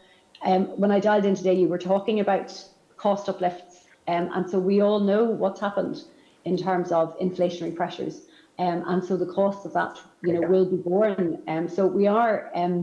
I think your point is absolutely right. There will be private individuals who may be able to decide to forego works in this cycle that we are not in a position to do. And but what I would say in terms of payment plans, we have those conversations with leaseholders. We spend a lot of time with leaseholders setting out those payment plans, and that is, and as I say, the contract sets out how a leaseholder would pay back. I'm not aware, and I will find out if it is possible to kind of aggregate that and hold that against the cost of the future sale. I suspect that is absolutely not going to be possible, and that brings us over to the other issue I came to talk about today, which was the extension of the leaseholder policy. Leasehold law is in some cases immature and in some cases quite complex in terms of what we can do and what we cannot do. But I mean, we certainly do spend a lot of time with leaseholders on payment plans, and if there's any instances that you would like to raise with me where you feel we haven't, then I'm very happy to talk to you about it. Oh no, I do appreciate that, Grania. I genuinely do, but it's just it's been a charge that then it is being imposed on people in the here and now when they are really struggling with so much else, and then it could be the straw that breaks a family's back, Just finally then, Grania, and with regard to the social housing development programme there and your concerns around the budget, obviously it is brilliant news that we're moving to a 3-year budget, or trying to. 3 years. The budget itself isn't brilliant in terms of housing and what we can do over the next 3 years, it would appear. Now, I had hoped, and we know the social housing supply strategy had been out for consultation, that it would tie in with what we might see in the budget document, but the budget doesn't seem to match or allow the same ambition contained within the social housing supply strategy document, which I didn't think was ambitious enough to begin with. Do you think? My fear is that once we start going down in terms of the numbers that we're building, it's hard to ramp up. Would you have a view on that? Yes, so I can cover all of that. I mean, just to go back to the earlier point, because I've had numbers confirmed to me while we were speaking. So we have 130 placements in non-standard accommodation in Derry, and 30 of those are from outside Derry. So we'll follow up with you on those, and I'll give those to you in writing. On the issue of social housing and the new build programme, the development capacity takes time to build up. And again, this is one for housing associations, so they will no doubt want to make this case. But development capacity builds up over time. If you're developing homes, then you need a land bank, you need a development team, you need your finance in place, whether that's public or private finance, and that all has to work seamlessly together. Sentiment in the market is very important, and the land market is very important. So it is indeed the case that you cannot, it's very, very difficult to switch on and switch off social housing in terms of development programmes. They need to move kind of fairly seamlessly. And so that's why it's been really, really helpful that we've seen sustained levels of investment in social housing over the last number of years, and relative to other jurisdictions, comparatively, really comparatively quite good. And again, to everyone's credit that has happened. The draft budget, as I say, the consultation has ceased. So I think the key now, as we think about them, as we hear further about what levels of investment would be, is that we take account of the fact that trends have been good. We've seen, and we will see, I hope, 1,900 starts this year, and we would like to see that continuing, and we hope that is the case. Okay, no, thank you, Grania. And in terms of those figures, I just want, and I know my FOI request didn't go directly to you, but how you could get it in 5 minutes, and an FOI request that I put in, they came back and says they couldn't provide that information. So in terms of the current situation you've outlined, we've 30 people here currently. From elsewhere, whenever you are following up in writing, I wonder, or I'll put something to you in writing actually to see, could we see how that trend has gone over the course of the past year and a half or whatever. But thank you very much. Okay. Okay, thank you, Mark. Thank you. I have Ciara and then I have Kelly, so can we bring Ciara in, please? Thank you, Grania, just for a great update this morning. Both first and foremost regarding the leasehold extensions, obviously it's welcome news and it's obviously very important in providing security to those tenants and also enabling them to have the capability to sell their properties easier, should that be their intention in the future. With regards to the leasehold maintenance, you did clearly state yourself there is affordability problems for many tenants, and for a small number of tenants, you know, it's massive amounts of money that maybe with regards to affordability, you know, long-term refurbishment projects and stuff. You're well aware in the city, obviously in Derry, of an ongoing issue in the water side and with a small number of tenants, and it's really having a detrimental impact both physically and mentally in relation to their homes and what is being requested of them for refurbishment. So I would welcome that more effort or concentrated effort is made in relation to trying to deal with the affordability issue for a small number of tenants at this moment in time.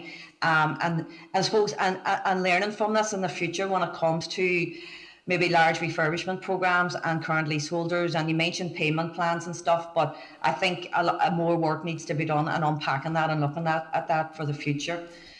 And I suppose just thirdly, obviously, in relation to homelessness, as Paula has mentioned, I'm vice chair of the all-party group on homelessness, and to be honest, I suppose you're well aware that our minister to date, you know, has clearly shown her commitment. They are the most vulnerable, and that's remaining the case. As you noted yourself, like obviously, our forward the most significant set of housing reforms seen here in decades. As a housing student back 30 years ago, you know, it's exciting times with regards to what's going forward. And that's me in the housing field for 30 plus years. This is the first time over this past couple of years I've seen, I'm really hopeful for the future in relation to housing and how we once and for all tackle homelessness. You know, there seems to be now a real commitment to meeting housing need and tackling homelessness. We're well aware, obviously, that the executive did prioritise social housing of the capital funds in year 3 and green growth, which will bring more resources in and will be available, and that's been, you know, committed. You know, however, to be honest, the draft budget consultation is no longer going to be progressed, and obviously the draft budget, the issues could have been teased out around the executive table of how we can move forward and tackle homelessness once and for all. But now you are sat with an annual baseline budget. Obviously, as you mentioned, you know, the current situation, we're continuing to be in a crisis situation. You know, we're not looking at, you know, how we can look at that more, as Paula has mentioned, what's key is preventative and sustaining tenancies.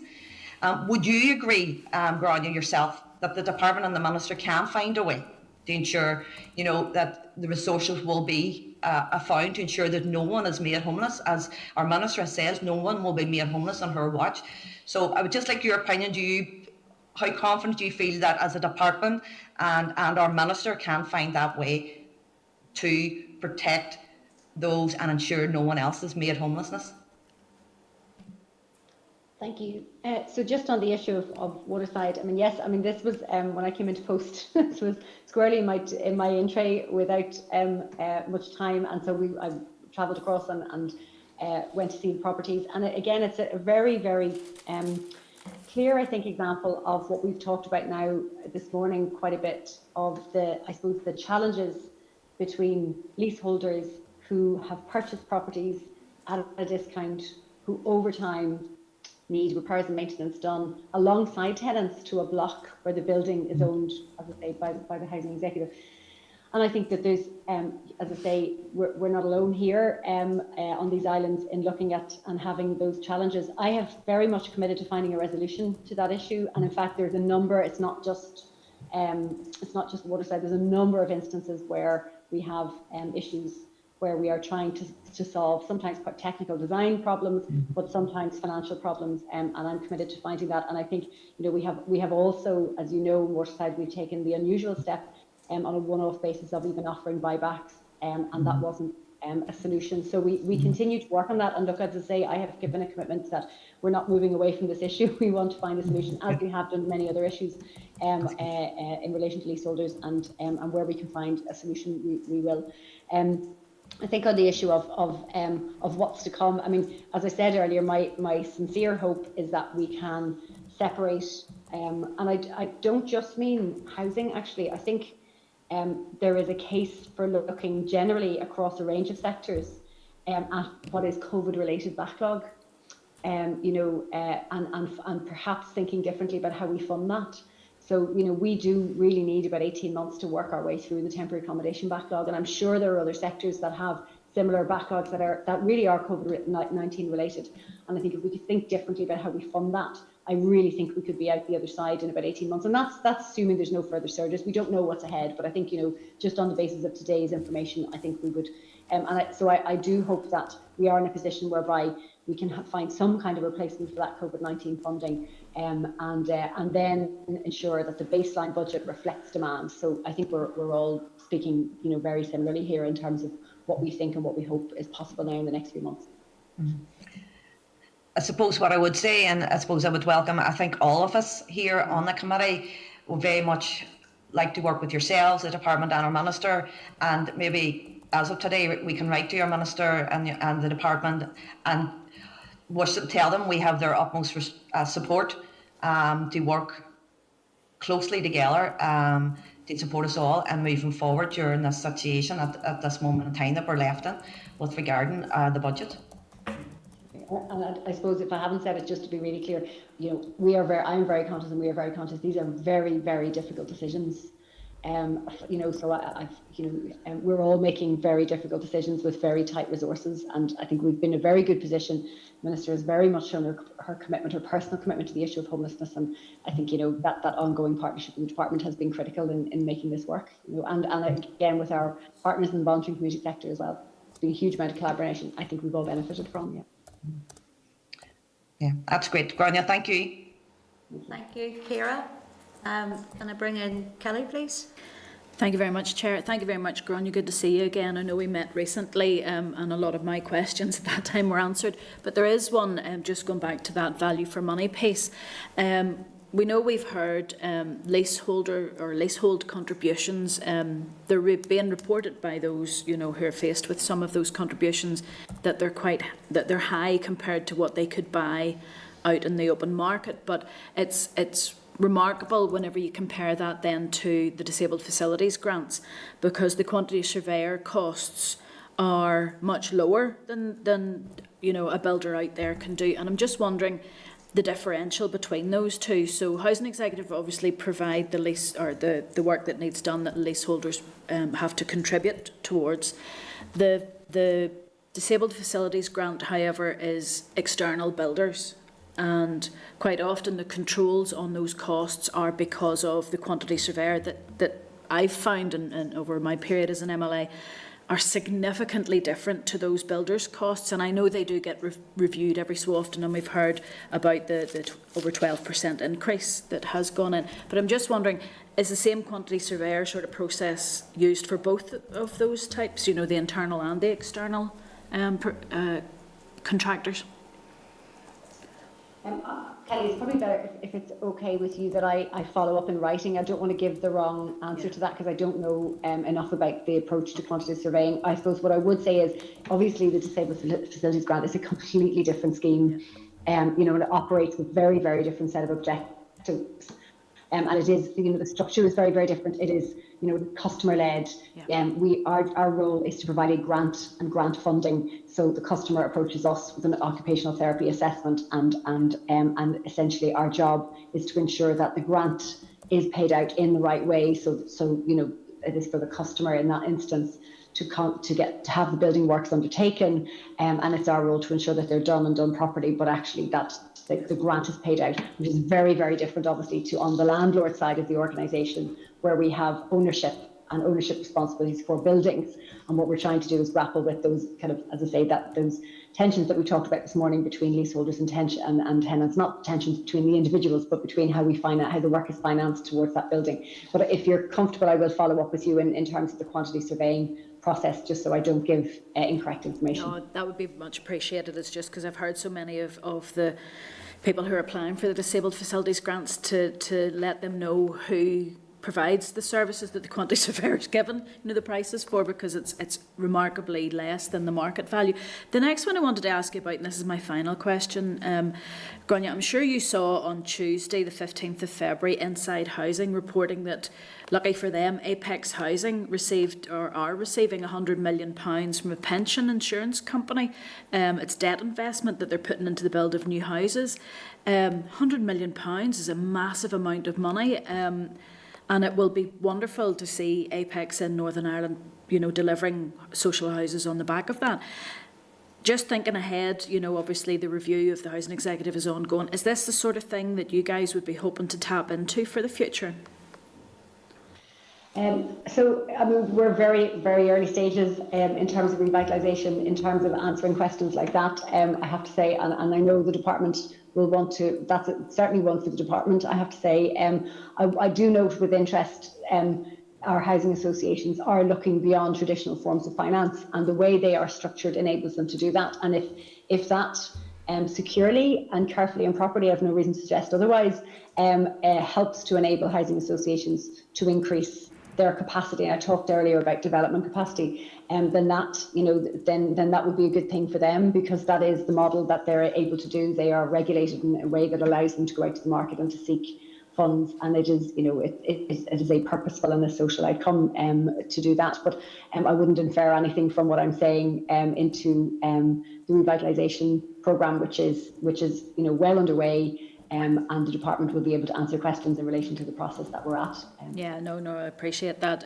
It's just when you see a social housing provider with 100 million that's not coming from government, it's coming from an external source, you sort of wonder. We know already the budget, and I know we've spoke about it, the 3-year budget, if it was to go ahead, year 1, on target for houses, year 2, on target for houses, year 3. Oh my goodness, the cliff edge starts to kick in there, where we drop more than half of the number of houses that we've built. So I'm sort of hoping that Apex and other people like that, if they can lever money into the system, that may help. But no, as always, Grania, thank you so much for what you guys did, and always do. But during COVID, it was remarkable, and I worry the same as you do that there is that need for the 18 months to enable us to come out of COVID and to deal with the homelessness backlog. So thank you very much. Thank you. Okay, thank you, Kelly. No other members has indicated that they want to ask anything further. So can I just thank Grania and Catherine for your time here with the committee today. It certainly has been very worthwhile, so thank you. Thank you. Thank you, Chair. Okay, thank you. All right, folks. We're going to move swiftly along then to agenda item 6. Am I right? I have 2 agenda item 6s, so yeah. I'm moving along anyway. That's all my packet says. 6. David and Julie. To departmental briefing on the draft housing supply strategy. Members, there's no briefing paper for this agenda item. Officials advised that they had received a significant number of late submissions to the consultation on the strategy, and have been focused on the analysis of these to give the committee the most up-to-date picture in a verbal briefing today. So it is disappointing we haven't got a written briefing on this, and under normal circumstances I would be saying go away and come back to us at a time when you can give us this, because it's not good for us not to get that briefing first, but we're going to go ahead with this anyway. So can I welcome then David Polly and Julie Lavery to the meeting? Hello. Hello, you are both very welcome. Good to have you here with us today. Can I then ask you to go ahead and brief members, please? Thank you, certainly. Good morning, Chair and members, thanks for the opportunity for me and Julie to be here. So as you'd introduced, this is Julie Lavery. She works in the housing team in the department and she's been leading on the housing supply strategy. So our update today is to give an overview of the strategy and the consultation process of that strategy. Then after that, we're very happy to answer any questions. So I'm going to hand over to Julie now to give you a bit more detail. Thanks, David, and good morning, Chair and members. The consultation then on the draft housing supply strategy was launched on the 8th of December and finished on the 9th of February. This was the second consultation on the fundamentals of the strategy, the first being a call for evidence, which took place between May and July last year. On the closing of this consultation, 60 substantive responses had been received. 16 stakeholder and Section 75 group sessions were also held to gather additional information as part of the overall consultation process. The level and breadth of engagement on the strategy was explicitly welcomed by many groups during the consultation process. Just a quick overview then of the strategy. The draft strategy has a 15-year time frame, so it runs from 2022 to 2037. It is to support the delivery of 100,000 plus homes. It is cross-tenure. This means it covers social, intermediate and private market homes. That said, the Minister's focus is on providing homes for those most in housing need. It is about more than numbers. It is also focused on delivering the right quality and types of homes in the right locations to meet housing need and demand. The draft strategy takes a whole system approach to housing supply.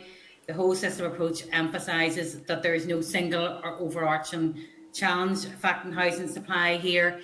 Instead, housing supply faces a number of challenges which, when combined, mean that we are not able to provide the right volume and types of homes in the right places. This includes demand for housing, which is driven by a number of factors, including change in demographics, policy, economics and social preferences. Challenges are also present in the levers we need to pull to increase supply. These levers include access to finance, land availability, planning, infrastructure constraints and encouraging innovation. We also then need to ensure that we have the right people with the right skills to deliver future homes, homes which are carbon neutral and energy efficient. Crucially then, many of the things we need to do to fix our housing system sit outside the remit of one department or sector, and delivering the change we need can only happen then if everyone who is part of that housing system works collaboratively. The strategy then is a framework to build and provide the direction for this collaboration at the highest level. It effectively provides a programme for government for housing, with all partners recognising the importance of housing and what needs to happen to ensure that we deliver on our housing needs and demands. A co-design approach has been crucial to the development of the strategy and ensuring that we properly identify and articulate our key housing challenges and secure agreement for change. The call for evidence process is a vital part of this co-design, as it allowed all those with an interest in housing to challenge and or supplement the evidence we had gathered on housing supply. It has allowed us to refine the vision and objectives for the strategy. It has also directly informed the development of policy commitments to provide a more detailed framework for the development and delivery of action plans. These policy commitments include having the right policy and legislation to deliver the housing we need, enhancing our open data platforms to improve access to housing, land, property and planning data, delivering housing solutions for those most in need, improving our response to homelessness with a focus on prevention and learning lessons from what works both here and elsewhere, ensuring our housing standards support the delivery of higher quality homes across all tenures, and protecting and optimising our existing housing supply with consideration to retrofit, adaptive reuse and climate resilience. The strategy also includes some initial actions which contribute to meeting the strategy objectives and delivering on these long-term commitments. It also outlines indicators to allow us to measure progress on delivering the strategy. These include figures on housing stress and housing stock, homelessness presenters and acceptances, and the proportion of homes that meet energy efficiency and fitness standards. The strategy commits to annual reporting with reference to these indicators, relevant indicators across other strategies and individual programme level performance data. So turning back then to the consultation process, consultation on the strategy was progressed via Citizen Space, which was hosted on the department's website. Questions asked were across 4 themes. Those in the strategic framework, including the vision, objectives and focus of long-term policy commitments. Measurement, which covered the 100,000 plus homes target and proposed indicators. Delivery and oversight, encompassing how to involve key partners, including communities, in delivering the strategy and action plans, and the equality and rural impact assessment, including key findings and proposed next steps. Discussion then in stakeholder engagement sessions was guided by some broader questions on the strategic framework and action plan and process, and seeking views of what, if anything, more we needed to do to get the strategy key messages across to stakeholders. So David, you're going to take us through then some of the next steps. Yeah, thanks Julie. So we're currently in the process of analysing evidence from the 60 written responses. A lot of those were, as Julie said, the consultation ended in the middle of last week, but a lot of those came at the very end of it, and indeed some of them came in the days after it. And then the 16 stakeholder sessions as well. And the next step for us is to pull that all together and brief the Minister. This evidence will inform the development of the final strategy for the Minister's approval. We recognise the development of the strategy is only the first step in a 15-year journey. Full implementation of the strategy can only be achieved through a series of detailed action plans and set out what needs to be done, who needs to do it and when they need to do it by. We're already undertaking preliminary work to develop the first action plan, and this will build upon the actions which were already within the strategy we consulted on. Again, these plans will not be developed in isolation. The process is built in the spirit of partner and collaboration. Implementing the strategy will also necessitate a robust and transparent governance framework. We're already looking at how we deliver this. This includes how we ensure coordinated action and exploit linkages across other strategies, such as the energy strategy and the green growth strategy. So, thank you very much, Chair. We're happy to take any questions about housing supply strategy. Brilliant. Look, thank you. Thanks, David, and thanks, Julie, for that. And I absolutely understand that this only did finish a very short time ago. So I'd be really interested to know, have we a time frame then on when we will, finally get sight of this once the Minister has given approval? Just very quick question. Firstly, is there a time frame on that, David? It was our intention to get it finished this mandate, to get it to the executive and agreed by the executive this mandate. Now, obviously, we're having to have a rethink about exactly what we do now, since there's no executive to bring it to. So that's why I can't tell you exactly what the plan is right now. But the thing was, I mean, as you know, the housing supply strategy, it was all done at pace with a lot of, quite intensely, in order to try and get it finished. Yeah, and it was agreed by the executive to go out and do this strategy, so I don't see how that should cause too much of a problem, but I'm not going to argue over semantics around that. Can I then go on and ask you if you're able to give us any details? And Julie, you had mentioned it there about changing demographics and needs and demands, and I think that really is a really important issue, and I know many of my colleagues on our committee who represent rural communities could bring up many issues around that, but it's also a big issue when we look at urban communities as well. I especially could think of the likes of the Shankill area within North and West Belfast, where we've seen a community completely decimated over the years because of change the demographics. But those demographics changed somewhat because there wasn't the housing available, and we see that in various urban areas certainly throughout Belfast, where we see that. So has anything come back that you're able to share with us in any way about that other areas, that where the change in demographics has had a big impact on actually communities and resilience amongst those communities?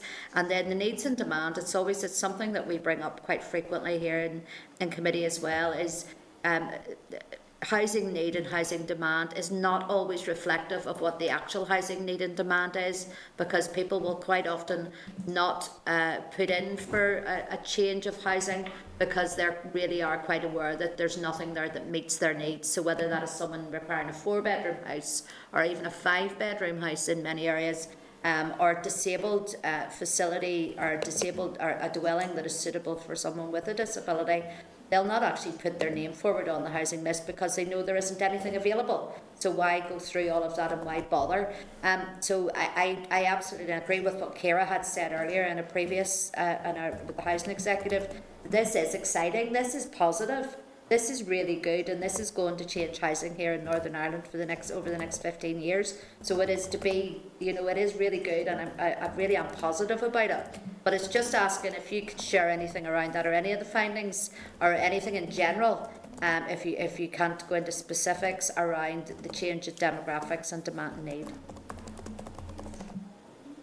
Julie, do you want to talk a bit then about demographics and communities in decline and the place elements within the housing supply strategy?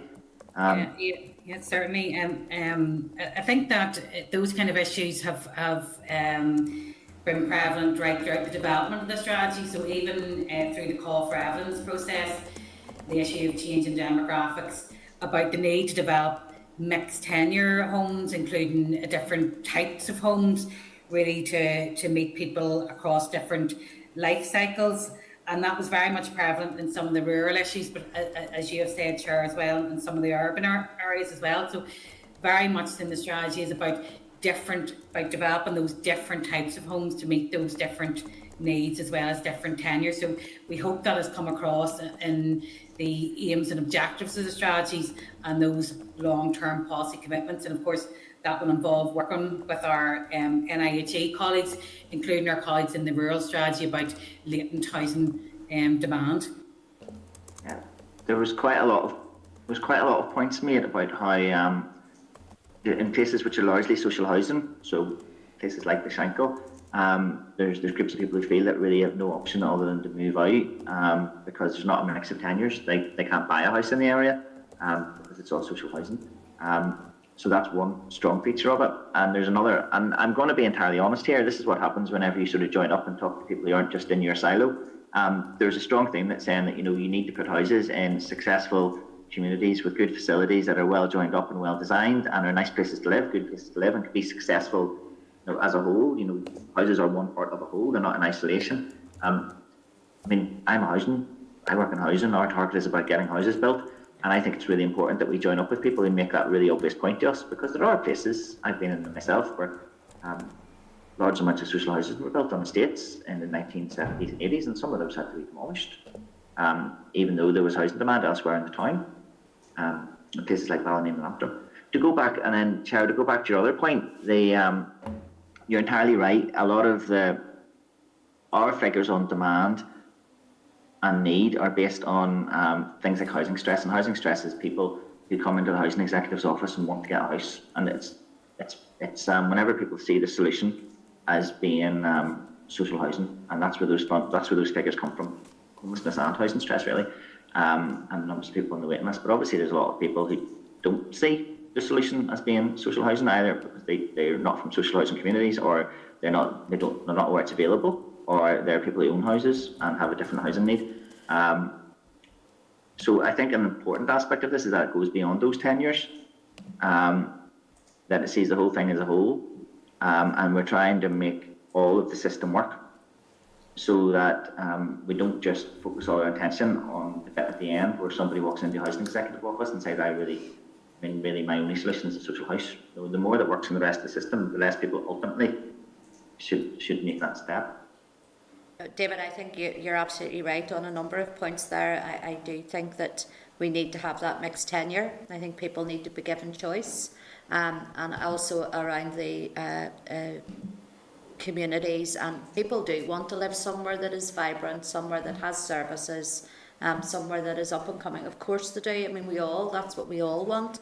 And I suppose we did have some success around the Building Successful Communities programme at whenever it was rolling out. And I suppose we need to look at that model as well whenever we're looking at this, that we can build successful communities in those areas where people actually still want to live, but they can't. And I know certainly it happens in rural, because just the supply, and quite often because the supply is not there, the demand is not there, the demand is not on paper, not that it's not there. So it is a big piece of work, and I think it's a great piece of work for you to be working on. I think it's really exciting. So I look forward to seeing it in more detail. Members, if you have any questions, can you just let me know? I know Kelly, you had said, I'm going to bring Kelly in now. Thanks very much, David and Julie. Like the chair, I'm quite keen to see, what's going to be on paper for two reasons. One, obviously, because I want to see what's on it. But the second one is, as we all know, the elephant in the room is we're not too far away from an election and a potential new executive coming forward. And one of the things that all the parties has agreed about is a housing outcome. And very much this housing strategy will hopefully formulate quite a lot of what that housing outcome is attempting to achieve, and we can get that cross-departmental agreement going forward, because as you rightly said, Julie, there's a lot of other departments that have skin in this game. So I'm just wondering, on that basis then, will that housing strategy then be published in a format that can be taken forward to that outcome? Because I know if I'm in negotiations, I'll be looking to fight for what you're telling us to be included. The short answer to that is yes. I mean, this is being designed so that it can slot into the PFT either way, either without a housing outcome, with a lot of housing input into the other outcomes. But if there was a housing outcome, we've taken this forward, that this would form the bit that falls out of the outcome itself. Julie, you could probably put that better than I did.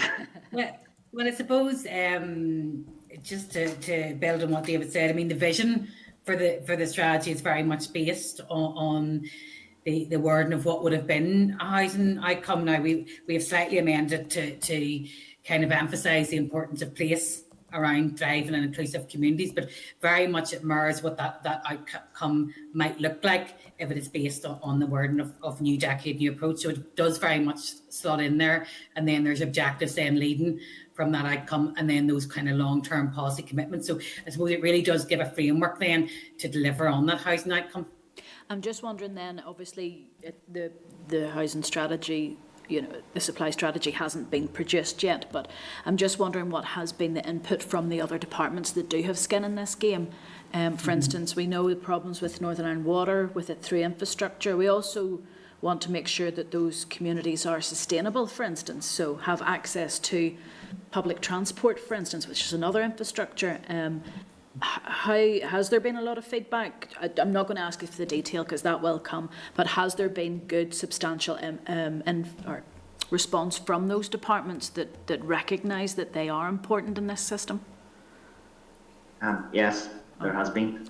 We've worked really closely with them. Part of that is because a lot of them are working on things as well, which align with this.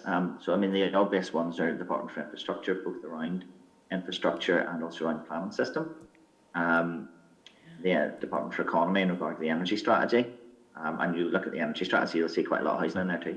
And the Department of Finance around building regulations and things like that. And then that also aligns to the energy strategy and our move to net zero, and then the green growth strategy. So these things are all sort of happening beside each other, and from both that, the officials working on it, and also at a higher level, the same people are making sure are working on all the same things and trying to make sure they line up.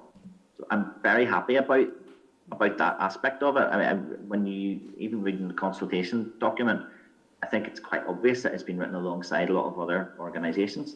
It's not just us, not just what the FC does and says it's housing. Julie, do you want to add anything? Yeah, maybe just add, I mean, there's a project board that gives the strategic oversight for the development of the strategy, and Kelly, that includes senior representatives from finance, health, infrastructure and economy. And we also have a housing panel then that sits alongside to give us support in developing the strategy as well. And again, that includes representatives from across those departments, but also the third sector, academia, SIB, the housing executive and local government.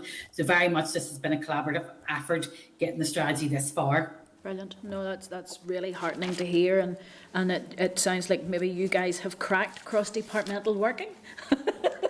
You get a gold star for that one. You will have heard me earlier talking to, well, hopefully you've heard me earlier talking to Grania when we read this week about Apex Housing accessing £100 million in Northern Ireland for social housing. I'm just wondering, as part of that strategy, is there anything considered there about the future for potential for external funding coming in? I know obviously the Housing Executive is a different beast and the review is ongoing, but given the fact that we're trying to achieve 100,000 houses, we will need those social housing providers to be able to help with that. But what about that external funding? And is there any implications if we do have a vast amount of external funding? Could the face of housing completely change?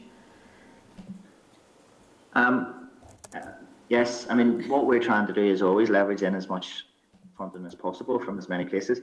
I think that when a social house is built, that the department pays for a bit of it through HAG, and then the rest of it is borrowed by the housing association. So I think that 100 million might relate to Apex getting financing in place for its bit of social housing.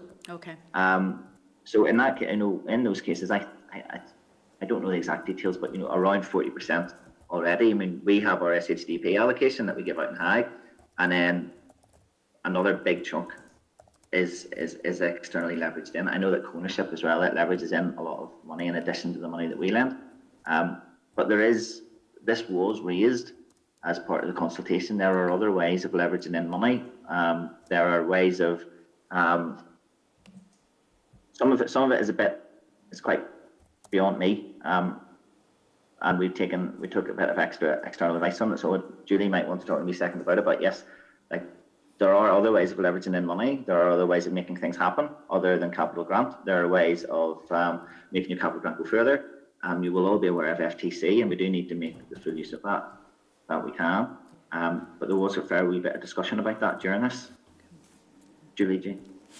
I suppose there's maybe two aspects to this. The strategy, as I say, aims to maximise the potential of the budgets we have, and that's right across the executive to deliver on our housing needs, and that includes, coordinated action across other strategies such as energy, green growth, and the transport strategies. But there also is one of the specific long-term policy objectives in the strategy then is to optimise access to alternative forms of finance, and that's right across public and private sectors, and it includes financial transactions capital, but it's also other institutional funding really to deliver and develop those new affordable housing projects. So as David said, we've kind of taken expert advice on that, and very much some of those things will really appear in the action planning process about how we really capitalise on the potential for new funding to bring that in to housing, and also how we best use the funding we have.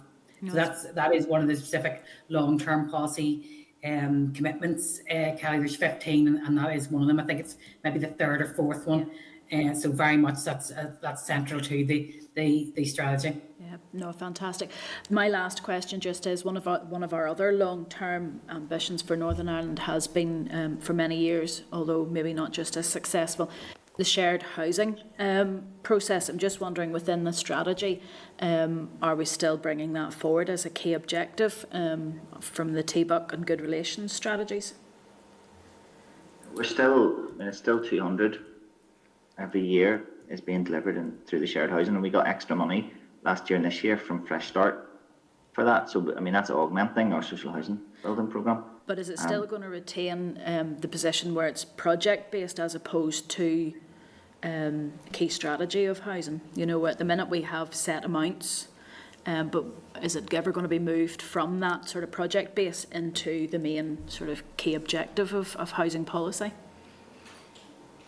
Maybe if I can just come in there, Kelly, again, that is another issue that's covered under the long-term policy objective. So that particularly fits under objective 4, which is about better places and thriving communities. So one of those 15 long-term policy commitments is around, place shape and in particular about supporting the delivery of housing-led regeneration, encouraging mixed tenure and promoting shared housing. So again, that is one of the key aspects of the longer term commitments then within the strategy. That's brilliant, thank you. Just when you mentioned about the changing demographics across Northern Ireland, hopefully we will have, communities that are strengthened by not just mixed ages, disability, not disability, families, but also that sort of shared society model. That's brilliant, that's all I have. Thank you so much. Can't wait to read this, guys. Thank you. Thank you. Thanks, Kelly. No other member has indicated, excuse me, no other members indicated that they want to ask anything further. So can I thank you both, David and Julie? That was, I think there's some really positive news ahead for everyone in Northern Ireland with this strategy, and I really do look forward to seeing it, whether it's in this mandate or early in the next mandate. I just see Ciara has popped her hand up. Ciara, come and bring Ciara in. No, I was just pulling up the report at the just in relation to David, obviously, particularly the notice to quit period, obviously, and the looking at the responses there from page 100. That's what was distracted me there. I was reading through it again. It reflects, like, obviously, a number of respondents suggested the adoption of a staged approach where the notice period kind of reflects the length of tenancy, and I suppose this is an approach also that is done in the south. So it's probably something, and I know this is just a snapshot, this moment in time of the consultation, but I suppose I think it's something as a committee that we could very much look at as well with regards to unpacking the results of this, and maybe the approach of a staged approach with regard to the notice to quit. It's just something that I think struck me that came out of the consultation report that he's furnished us with. The notice to quit consultation report. Yeah. That's not what we're on at the minute, Ciara, but that's okay. David, do you want to come back there? Yeah. I mean, I'm aware, Ciara, that you've put forward an amendment to the bill to be considered next week about that sort of addresses this issue. I don't really know what the protocol is about me telling you what I think about your amendment. We have just bounced you there because we're talking about the housing supply strategy and not the bill. But so Ciara did very well there coming in and trying to bounce you. But I understand. You can say if you want or not, David. It's up to you. I mean, I think this is the bill is now at the point where MLAs need to talk about it on the floor, don't they? And I when I was doing my evidence, I did cover off some of the parameters that we've been told that exist around Article Clause 11 and the notices to quit. So I think they're in the committee's report, and I know you took your own legal advice on it. So there is questions around whether if you have a longer notice to quit, you would need exemptions. And I'm sure you will talk about this on, isn't it Tuesday? I'll see you all on Tuesday. Okay, thank you. Ciara, anything further you want to? No, that's fine. No, dead on. Thanks, Ciara. Okay, thank you again, David and Julie. I think certainly the draft housing supply strategy is something really exciting, and I look forward to seeing it, and it will actually be really good for you working on it too. I'm kind of jealous of you, sir. So it will be good. Thank you. Thanks for your time today. Thank you very much, Chair. Thanks, committee. Okay, bye-bye. Bye. Okay, members, I am just going to ask for a quick 5-minute comfort break before we move on. I know we've still a lot to do, but I think we could possibly fit that in. Yes. So if you just bear with us for 5 minutes. Committee Room 29. This is the Northern Ireland Assembly, Committee Room 29.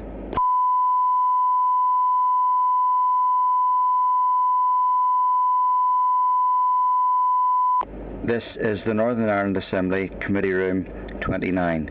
This is the Northern Ireland Assembly, Committee Room 29.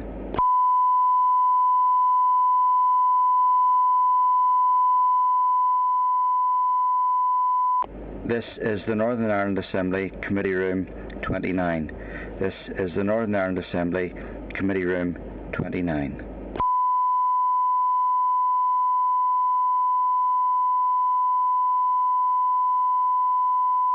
This is the Northern Ireland Assembly, Committee Room 29. This is the Northern Ireland Assembly, Committee Room 29.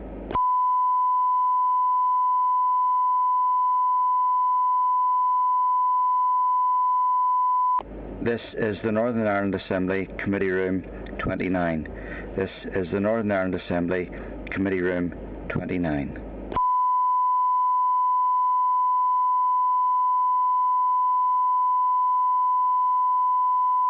This is the Northern Ireland Assembly Committee Room 29.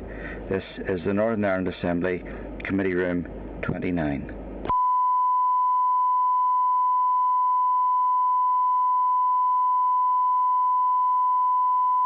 This is the Northern Ireland Assembly Committee Room 29. This is the Northern Ireland Assembly Committee Room 29.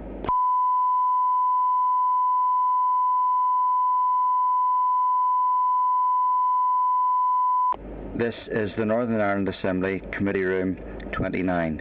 This is the Northern Ireland Assembly Committee Room 29.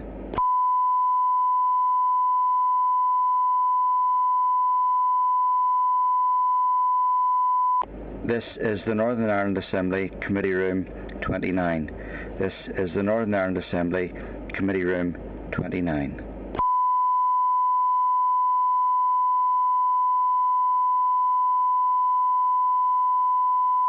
This is the Northern Ireland Assembly Committee Room 29. This is the Northern Ireland Assembly Committee Room 29.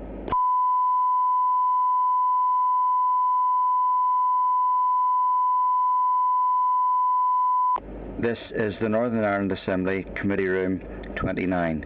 This is the Northern Ireland Assembly Committee Room 29.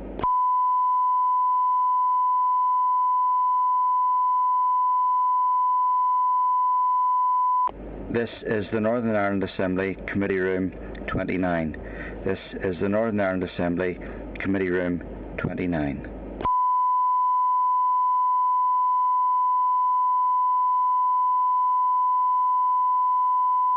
This is the Northern Ireland Assembly Committee Room 29. This is the Northern Ireland Assembly Committee Room 29.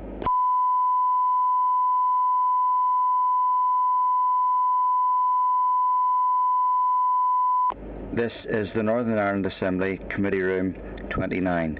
This is the Northern Ireland Assembly Committee Room 29.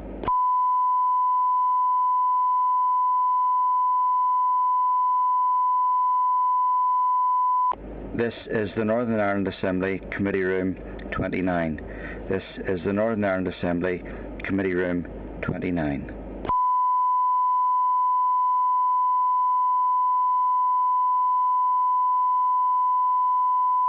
This is the Northern Ireland Assembly Committee Room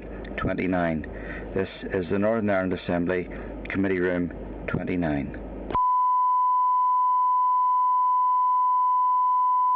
This is the Northern Ireland Assembly Committee Room 29. This is the Northern Ireland Assembly Committee Room 29.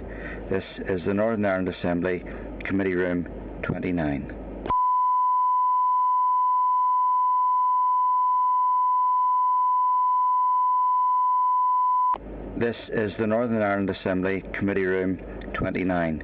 This is the Northern Ireland Assembly Committee Room 29.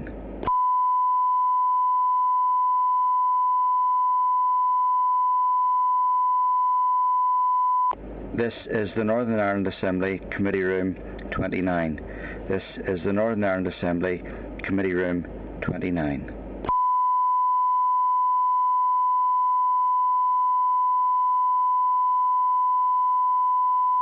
This is the Northern Ireland Assembly Committee Room 29.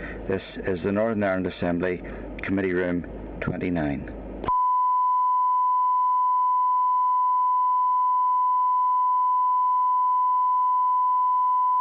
This is the Northern Ireland Assembly Committee Room 29.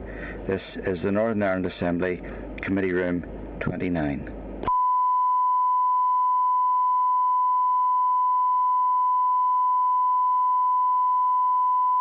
This is the Northern Ireland Assembly Committee Room 29. This is the Northern Ireland Assembly Committee Room 29.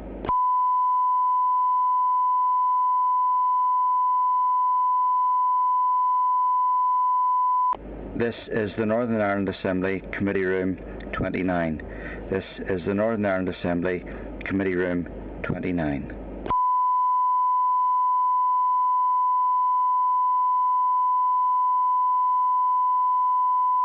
This is the Northern Ireland Assembly Committee Room 29. This is the Northern Ireland Assembly Committee Room 29.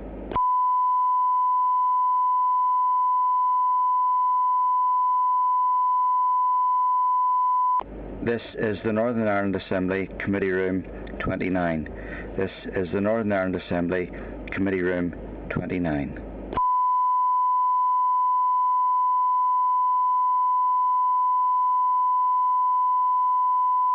This is the Northern Ireland Assembly Committee Room 29.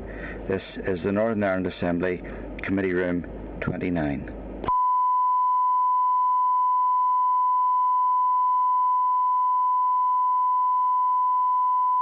This is the Northern Ireland Assembly Committee Room 29. This is the Northern Ireland Assembly Committee Room 29.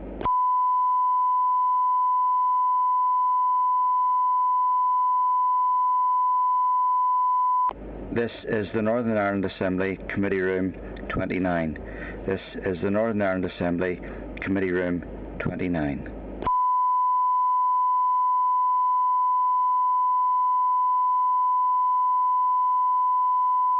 This is the Northern Ireland Assembly Committee Room 29. This is the Northern Ireland Assembly Committee Room 29.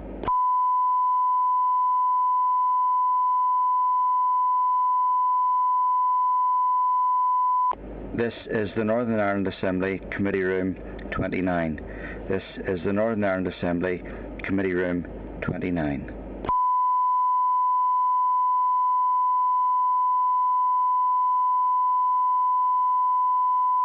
This is the Northern Ireland Assembly Committee Room 29.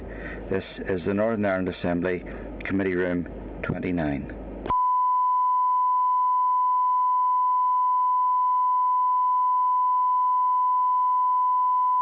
This is the Northern Ireland Assembly Committee Room 29. This is the Northern Ireland Assembly Committee Room 29.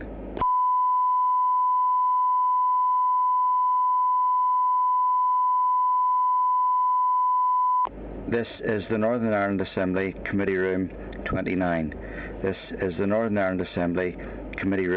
29.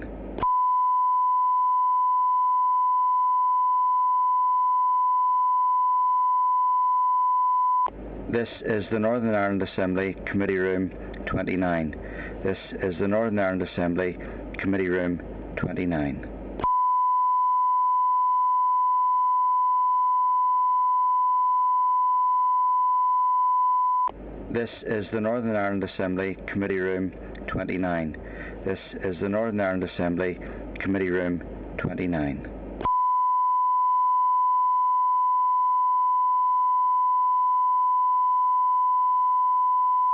This is the Northern Ireland Assembly Committee Room 29.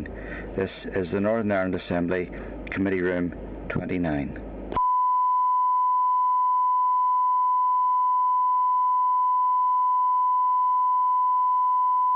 This is the Northern Ireland Assembly Committee Room 29. This is the Northern Ireland Assembly Committee Room 29.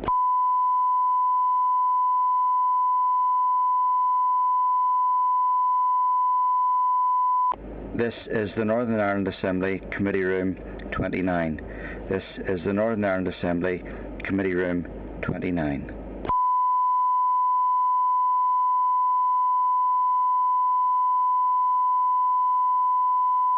This is the Northern Ireland Assembly Committee Room 29.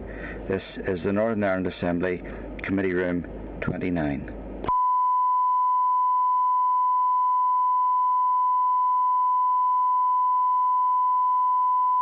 This is the Northern Ireland Assembly Committee Room 29. This is the Northern Ireland Assembly Committee Room 29.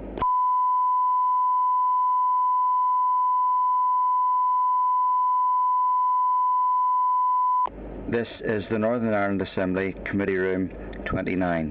This is the Northern Ireland Assembly Committee Room 29.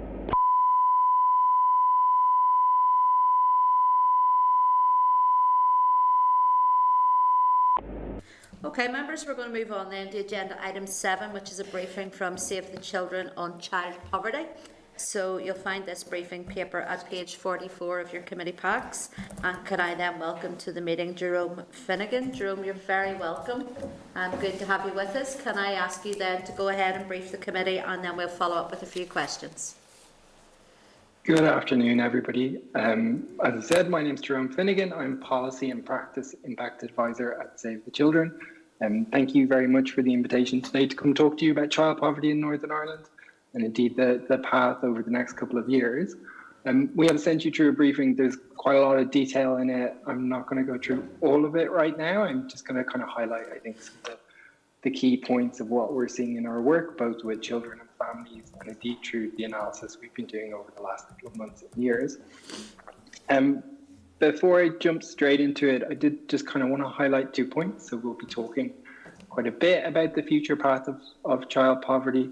Obviously, this is where we're trying to predict the future, which is filled with lots of challenges and pitfalls. But I would say we're quite confident in the analysis we've done, the methodology, and there's lots of detail if you're interested in that kind of thing in the report we've produced over the last couple of months and years.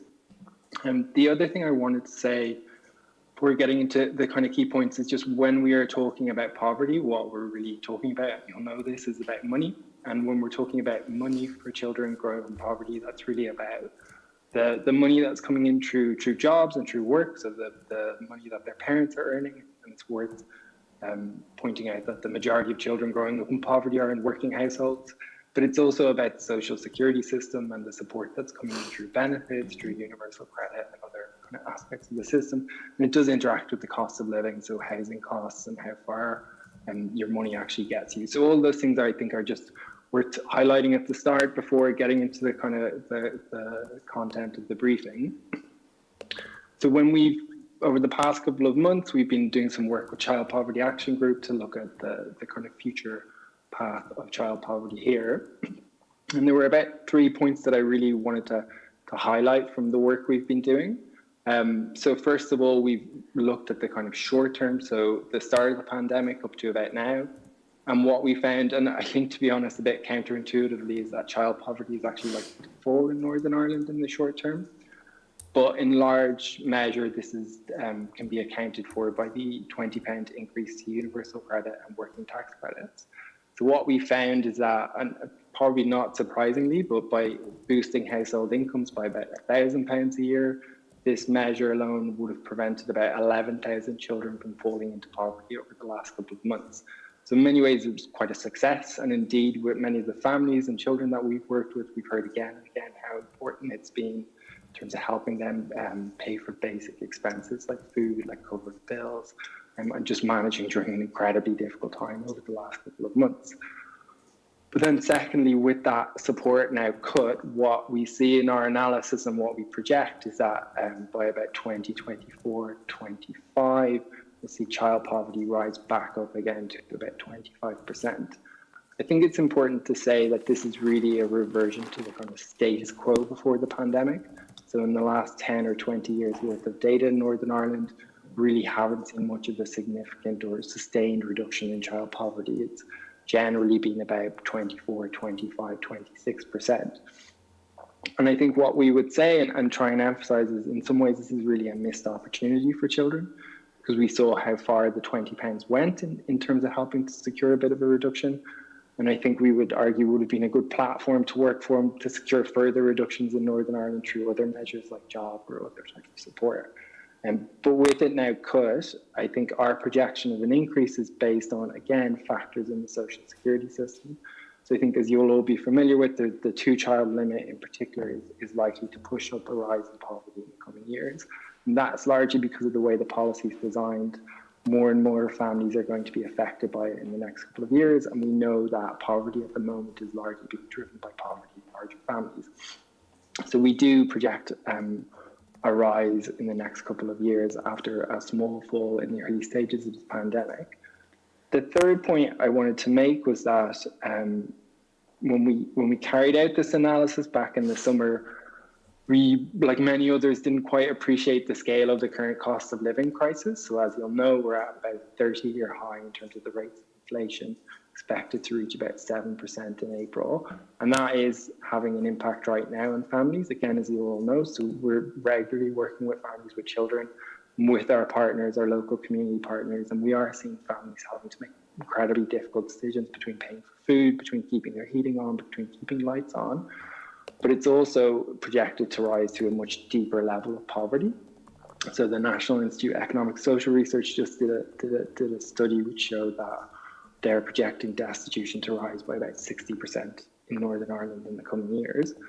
And I think that if we were to repeat this analysis again, we might not see, a sharper or a higher rate of poverty, but certainly what we would see and what we're seeing in our work is deepening of poverty, which obviously makes it much more difficult to help support children and their families out of poverty through different types of means. And this is all, very concerning for us. We are seeing in our work the impact that's having on families, the increasing levels of stress and pressure that come with having money problems, come with the difficulties of keeping food on the table, about keeping your house warm, particularly during the winter months. But we're also concerned fundamentally about the impact that has on children, because we know that poverty leads to much greater challenges for children's outcomes around their early learning, their education, their health, and their well-being. And indeed, it tends to be one of the root kind of causes of many of the pressures that our public services like health face. So we're very concerned about both a rising tide of poverty and a deepening of poverty in the coming years. And I would say kind of more fundamentally, when you're thinking about how do we go about not just preventing a rise, but trying to secure a reduction in poverty, it's really not quite the recipe for success at the moment. There's been a lot of good work around supporting parents into work, into jobs. But when we're seeing these kind of sustained cuts to social security, it is underwriting the gains that parents are making. So right now we've got the basic rate of out of work. Social security support is at about 30-year low, child benefits at a 20-year low. And come April, with the upgrading of benefits, we're likely to see in practice another cut to basic levels of support for families. And saying all that, I did also want to recognise, there's actually been a lot of good work happening in Northern Ireland, both by the department and that you've been involved with in the committee, in terms of taking really positive steps. So things like the passage of the mitigations bill through the Assembly recently is a really positive step, particularly when we're thinking about children and families. Alleviating or mitigating the impact of the benefit cap does have a big impact, particularly for families who are in kind of what we would describe as deep poverty or destitution. And secondly, I'd also highlight the introduction of a grant for upfront costs and universal credit around childcare was a really positive step. We've been working on this issue for a number of years across the UK. We know that childcare is often a major barrier to work, particularly for mothers. And we think that this grant is a really positive step in terms of unlocking that and helping families with the cost of childcare. And then thirdly, indeed, the £200 payment, just to flag that as well, it's a really welcome step forward. I think certainly across the UK, it's one of the more positive steps we've seen for children in poverty and their families in terms of helping them right now with the cost of living. But despite all that, we would still see or project a rise of poverty or back to the kind of the pre-pandemic status quo. And so that's why we have three kind of broad recommendations at the moment, which are very much focused around the social security system and boosting support for families' incomes through it. And first and foremost, in a UK context, we're recommending that the government uprate benefits, which it plans to do in April, in line with inflation in April, as opposed to the current plans, which are due to rise with inflation in September 2021. That means in practice, if that goes ahead, families would have to earn about another £500 a year just to stand still with the cost of living, never mind the other costs or cuts around the £20 increase. But in Northern Ireland, we've also been recommending that the executive and that we look at mitigating the 2-child limit. As I mentioned earlier, that's very much one of the driving pressures of poverty in our projections. We think that if that was mitigated and lifted in Northern Ireland, we would see about 6,000 children lifted out of poverty initially at a cost of about 28 million. And that would rise, it's important to say, over the coming years because more families would be affected by it. So we'd see an increase in the cost, but also see an impact in terms of actually securing a bit of a reduction in our projections in the coming years. And then thirdly, we're also arguing that there's a good case here to be looking at what can be done to increase core support for children in the system. and that it's worth looking at what the Scottish Government has been doing in terms of introducing a child payment there. And we've done a bit of modelling on this, and we think that £20 child payment in Northern Ireland would lift about 27,000 children out of poverty, which would be a historic reduction in child poverty here, and would have added gains for children who are most at risk of poverty, whether that's in single parent families, in larger families, or in families with young children as well. And so altogether, those three asks we think would secure, not just prevent a rise, but secure a historic reduction, really by just getting more money into family pockets now, helping them manage the cost of living. And I think most importantly for us, and where our concern is that, we think that by doing that, we're going to help improve children's outcomes by alleviating the impact of poverty on them. That's all I wanted to say from the briefing, and just highlight some of the key points. Really happy to take any questions about that or the briefing, or indeed where I'm able to, any kind of the broader issues around child poverty right now. Okay, Jerome, look, thank you very much. Thank you for your paper and for the briefing today. I mean, it comes as no shock or surprise to any of us in this committee, much of your findings, and it's something we're very concerned about, and it's something that we know is just going to increase through time, especially given higher energy costs and various other issues. The fact that we have a housing stock here that sucks energy because some of it is so bad, which is going to just cause more and more issues and higher prices around that. I just want to touch on the £20 child payment that has been, isn't it Scotland, you had said, that have already this in place. Have you, it might be in here, I'm scanning through your document here, it might be in here, have you costed that for what that would cost us here in Northern Ireland? I think I've said it a couple of times in this committee today already, I'm a great believer in spend to save, because we know how child poverty affects so many aspects of a child's life, whether that is health or whether that's education. And we want to give children the very best start in life, so that sometimes involves spending money for that to happen, and we spend it in many other ways around children. So just that £20 payment. And is there anything else, any other examples of good practice across any of the other jurisdictions where they have done things a little bit differently when it comes to helping families? And I suppose, I don't know if you maybe were listening into our committee earlier today when we were talking about the energy support scheme. We've now been, the committee were very much in favour that this also be rolled out to people on tax credits, and that has now come back to say that that cannot happen because it's because of the different system that falls under, though we do believe that where there's a will, there's a way. So we could find that, we would hope that the Minister and the Department could find a way around there if there's certainly the will to do it. So just, if you could just touch on those couple of issues for me to begin with. Sure. I think starting with the £20 payment, we've done some modelling and costs of it of up to 200 million, which is a significant investment. There's no doubt about it. But as you say, I think the purpose of that investment is really about trying to alleviate the impact of poverty and give children a better start. So we know that, there's really good evidence from around the world, from the UK, from the US, that where we have payments in place like this, they can help to improve children's outcomes, whether that's about their kind of early learning and development, whether that's their health, whether it's their well-being.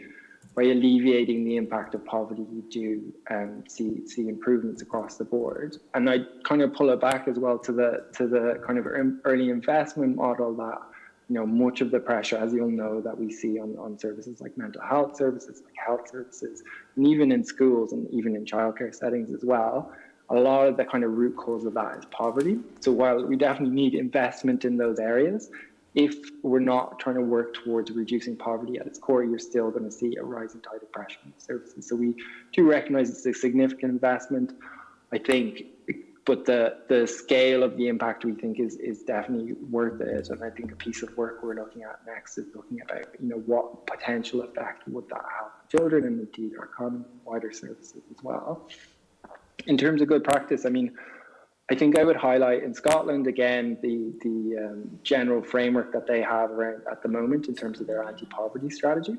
And without going into too much detail, I think what that's done really well is it's set out some quite ambitious targets for the Scottish Government there, It's also set out some ambitious interim targets.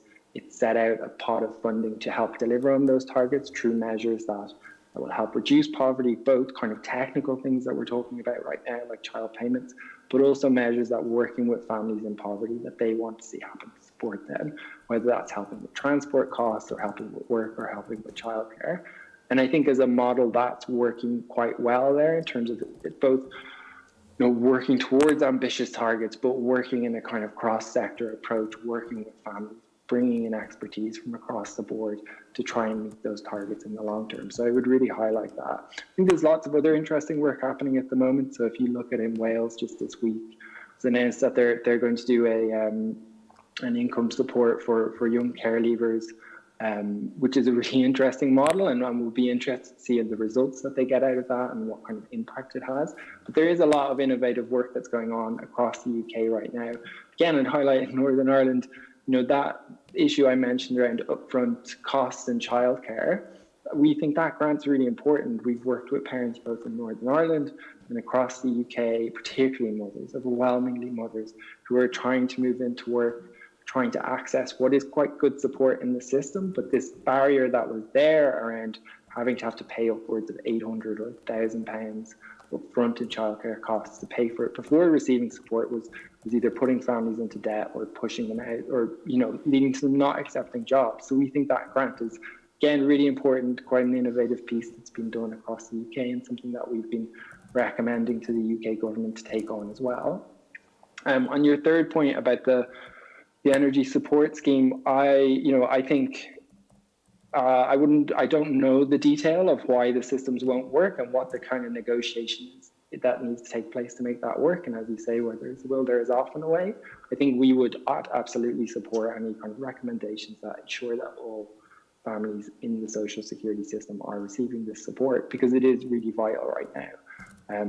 We did a survey families across the UK a couple of months ago, and we found that about a quarter of them were really worried about just having to pay for food right now, which is not a kind of a state of affairs I think any of us agree we should be in right now, let alone the impact that that's having both on parents in terms of the stress and pressure it has, but also the impact it will have on children as well. Thanks, Jerome. Kelly, did you want to come in on a point that was made there? Yeah, just Jerome, just for clarification, when you talked about introducing a Northern Irish child payment based on the Scottish model don't currently have the welfare mitigations that we have brought in, for instance, the benefit cap mitigation. Are you saying that this Northern Irish child payment would be on top of the mitigation that we've already brought in, or instead of? Because one adds the 200 million onto the mitigation package, or the other way may actually balance out, maybe give a bit more, but it should balance out. Just wondering on that one. Yeah, it's a really good question. I think we'd be in favour of both. So I think I'd stress, the mitigations around the benefit cap are really important. So they mean, we see families who are affected by the cap, it's up to about £2,000 a year. But it is, in Northern Ireland, a relatively small number of families. So the impact it's having in terms of the overall child poverty rate is, when we look at the national picture limited, it's important to say for the families who are affected, it's a massive impact. So having the mitigation in place is really important. But in order to kind of have that broader scale in terms of reaching as many children in poverty as possible, we think that's where a child payment comes in. And when we go back to the kind of stats around social security and the kind of overall value of support across the UK, I think between 2010 and 2019, it fell by about 25% per child during that period. And you mentioned the stuff around child benefit, it's at a 20-year low. I think our view is, unless we see increases in that core financial support, it is difficult to see how you secure the kind of reduction in poverty or have that ambition for a reduction in poverty that we would want to see to save the children in Northern Ireland and indeed across the UK. So we think you do kind of need both. And now, again, I recognise it's a significant investment, but going back to the point about it's about alleviating the impact of poverty on children and on families as well, and helping to lead to better outcomes for them. The other thing I just wanted to ask about that is you say in your paper that it would be for every child in a family eligible for a means-tested benefit.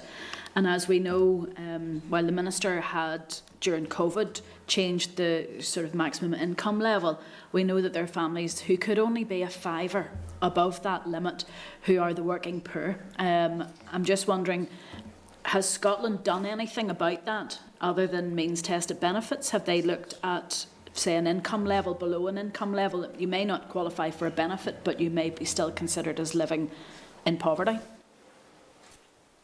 It's a really good point, and I know in the work that's happened in Scotland, it's been raised quite a few times in terms of this cliff edge that happens, that even if you're currently receiving support through the benefit system, that you might, see an increase in your earnings and then you're out of it and then you lose the £20.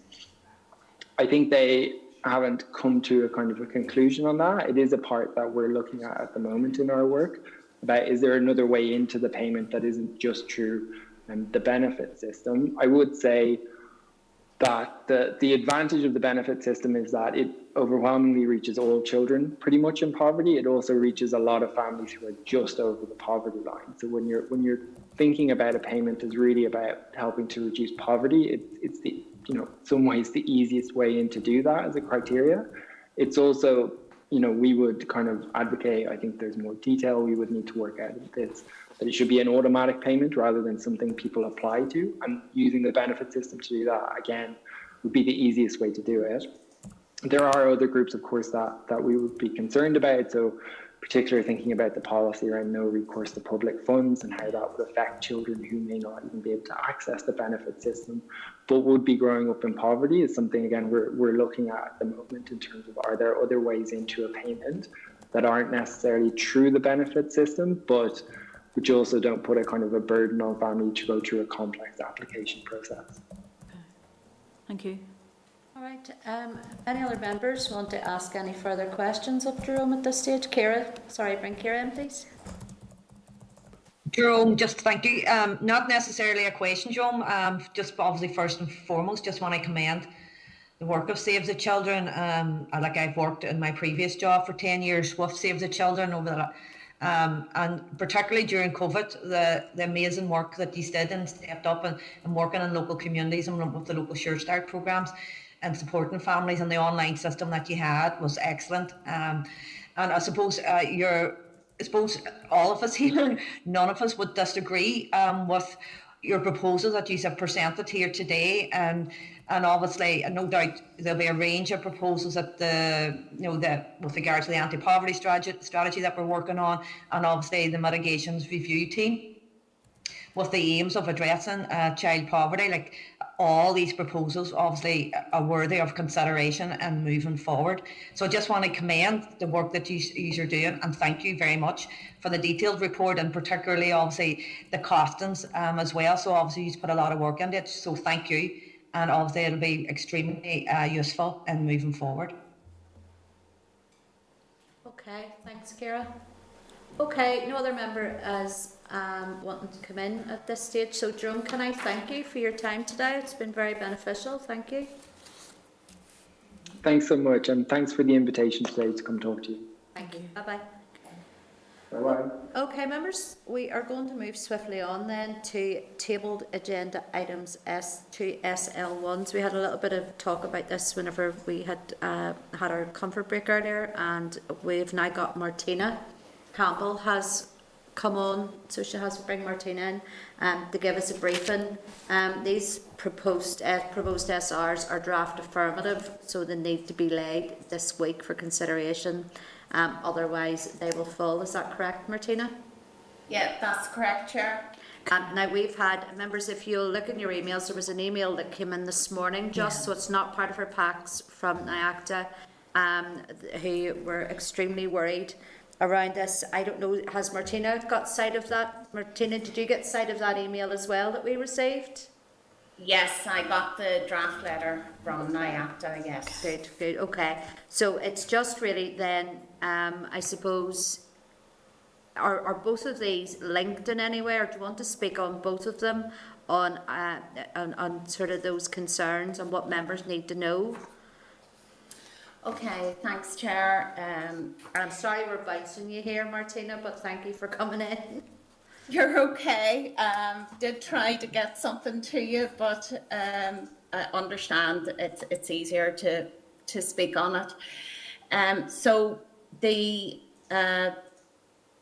Gaming and Lotteries Variation of Monetary Limits Order is doing a number of things. So as well as increasing gaming limits for prizes in bingo clubs other than by gaming machine, it's also increasing the making the changes to society lotteries that we'd already discussed at committee around increasing the maximum prize limit and increasing the maximum amount of proceeds. It's also increasing the maximum value of tickets or chances sold in a private lottery as well, from 1,000 to 5,000. But I guess in regards to the gaming machines, what we are proposing across the board is an increase in stakes and prizes from the current permitted limit of 30 pence stake and £25 prize to £1 stake and £100 prize. In registered clubs, we're dealing with them separately. Registered clubs are private members' clubs, as members know, and they always had a slightly different and increased permitted limits for stakes and prizes.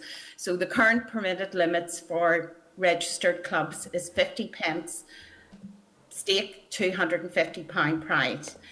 What we're proposing is to increase that to £2 stake and £400 prize. So where NIACTA and other members are concerned is that they wanted the stakes and prizes to be increased to be broadly in line with gaming machines in use in other jurisdictions. So in the south, the current limit is €5 and €500 prize, and they only have one class of machine. In England, as I had explained when we were discussing this in general terms during the bill, there are a number of different types of gaming machines in England. We attempted to import those definitions into the bill. We couldn't do it because of the structure of the 1985 order. We have said that we will look at that whole area of gaming machines, the definitions of gaming machines, the permitted locations, all of that in phase 2. So for now, what we have proposed is, as I say, an increase which we believe to be a significant increase from 30 pence stake to £1 and prize from £25 to £100. The industry argues that this will be detrimental to their industry, and that the infrastructure, the machines aren't available to support this. What we would say to that is that we consider, as I said, this is a significant increase, and the industry doesn't have to move to that. They can stick with the existing machines and the current permitted limits of 30 pence and £25. Do you want me to go on any further? Do you want to stop there for questions, Chair? I'll stop there for a wee minute. I know there's a couple of people. Andy has his hand up. I'll bring in Andy first, please. Thanks, Chair. A couple of quick questions. In terms of moving to what NIACTA want on this, the 2 over 500, Is there a reason why the department don't feel they want to go there? In the correspondence we received, there was mention of pubs and hotels. Is that because the regulations can't decouple those two? Perfectly right. Yes, that's exactly it. We feel that it would be inappropriate to allow pubs and hotels where alcohol is available to have an increase of £2 and £500, and because of the way the order, Article 108, which covers gaming in premises apart from clubs, article is structured, we can't, exactly as you say, we can't decouple licensed premises from other licensed venues. Okay, and the only way to deal with that would be through a complete change in the gambling legislation? Yes, it would be by primary legislation, and because there isn't a functioning executive in place at the moment, we couldn't get agreement to those amendments because it would be classed as a departure in agreed policy. The agreed policy by the executive was an increase to stakes and prizes or monetary limits. It wasn't agreed to different limits for different to restructure Article 108 in effect. Okay, no, thanks for that, Martina. And just quickly to clarify that point, are you saying that if there was an executive, it would have been the department's desire to try to do something through this legislation? We would have attempted to do that, I think, yes. Okay, thanks. And just for clarification as well, in terms of the differential between registered clubs and the others, what is there a reason why that's been the case? It's always been the case because registered clubs are classed as generally as places where members go for the primary focus is to socialise with other members and play snooker or pool or whatever it is, and that alcohol, the premises or the club is owned by the members, and the main focus is not about profit as such compared to your pub where it is obviously the alcohol is sold for a profit. So the gaming machines in registered clubs are an important source of income for clubs, and that differential has always been there. No problem. Thanks, Martina. That's very helpful. Thanks. Okay, That's me, thank Chair. you. Thanks, Andy. So Martina, this wasn't seen as a problem up until a week ago then, when the executive did come down? Well, we didn't realise it was a problem until, I'm not offering this as an excuse. We have been drafting at pace. We've been fully involved in trying to get the bill over the line. And when we sent the regulations for legal advice, this was when this issue came to light, and it was after the executive, had been in place. Okay. So we couldn't fix it. Okay, Kelly? No. Oh, did you not have any further questions? Anything anybody wants to further ask then of Martina? No? Okay. Well then we'll thank you, Martina. Thank you very much, and apologies for bouncing on you this morning, but I think it has actually been good. It's been helpful for us to get those issues cleared. Yeah. Thank you. All right, members, then we're going to move on then to these SL1s, so we can bring all the members in. These are all in the audio or in the spotlight now, folks, so you are. So there's the proposed statutory rule, the gaming bingo amendment and gaming machine registration or registered clubs amendment regulations Northern Ireland 2022. You'll find this SL1 in your tabled papers, so I'll just read out that the department proposes to make a statutory rule under powers conferred conferred by Article 1065 of the Betting, Gaming, Lotteries and Amusements Northern Ireland Order 1985, subject to the negative resolution procedure.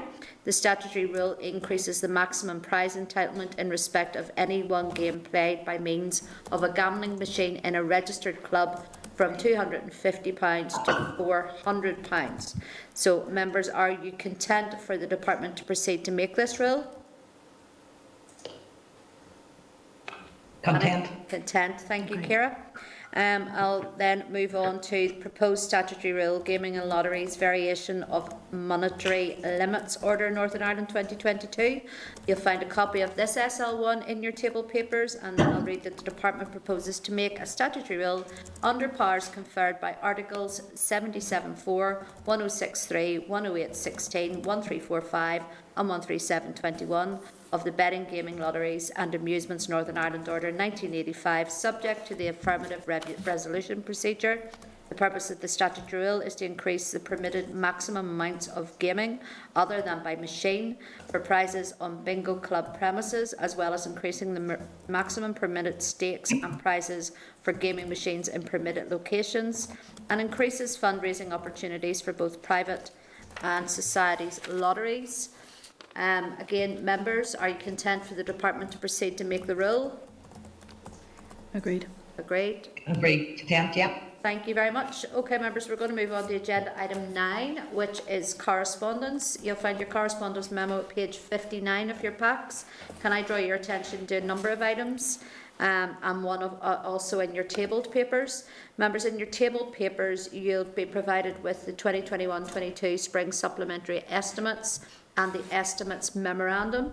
The purpose of the memorandum is to provide a greater understanding of the information contained in the estimates. The memorandum explains the funding which is being sought and the reasons for changes in spending plans between the main and spring supplementary estimates. It is envisaged that the Department of Finance will publish a compilation of all the estimates memoranda on its own website. So any comments are content to note that? After me reading all that, can I get to content? Content. Yeah. Okay, Content. thank you. Then we're going to move on to page 61 is a memo from the Committee for the Economy on energy price rises. Can I ask members, are you content to forward any relevant responses from the department that we have received regarding the mitigation of the impact of energy price rises? Agreed? Agreed. Yeah, thank you.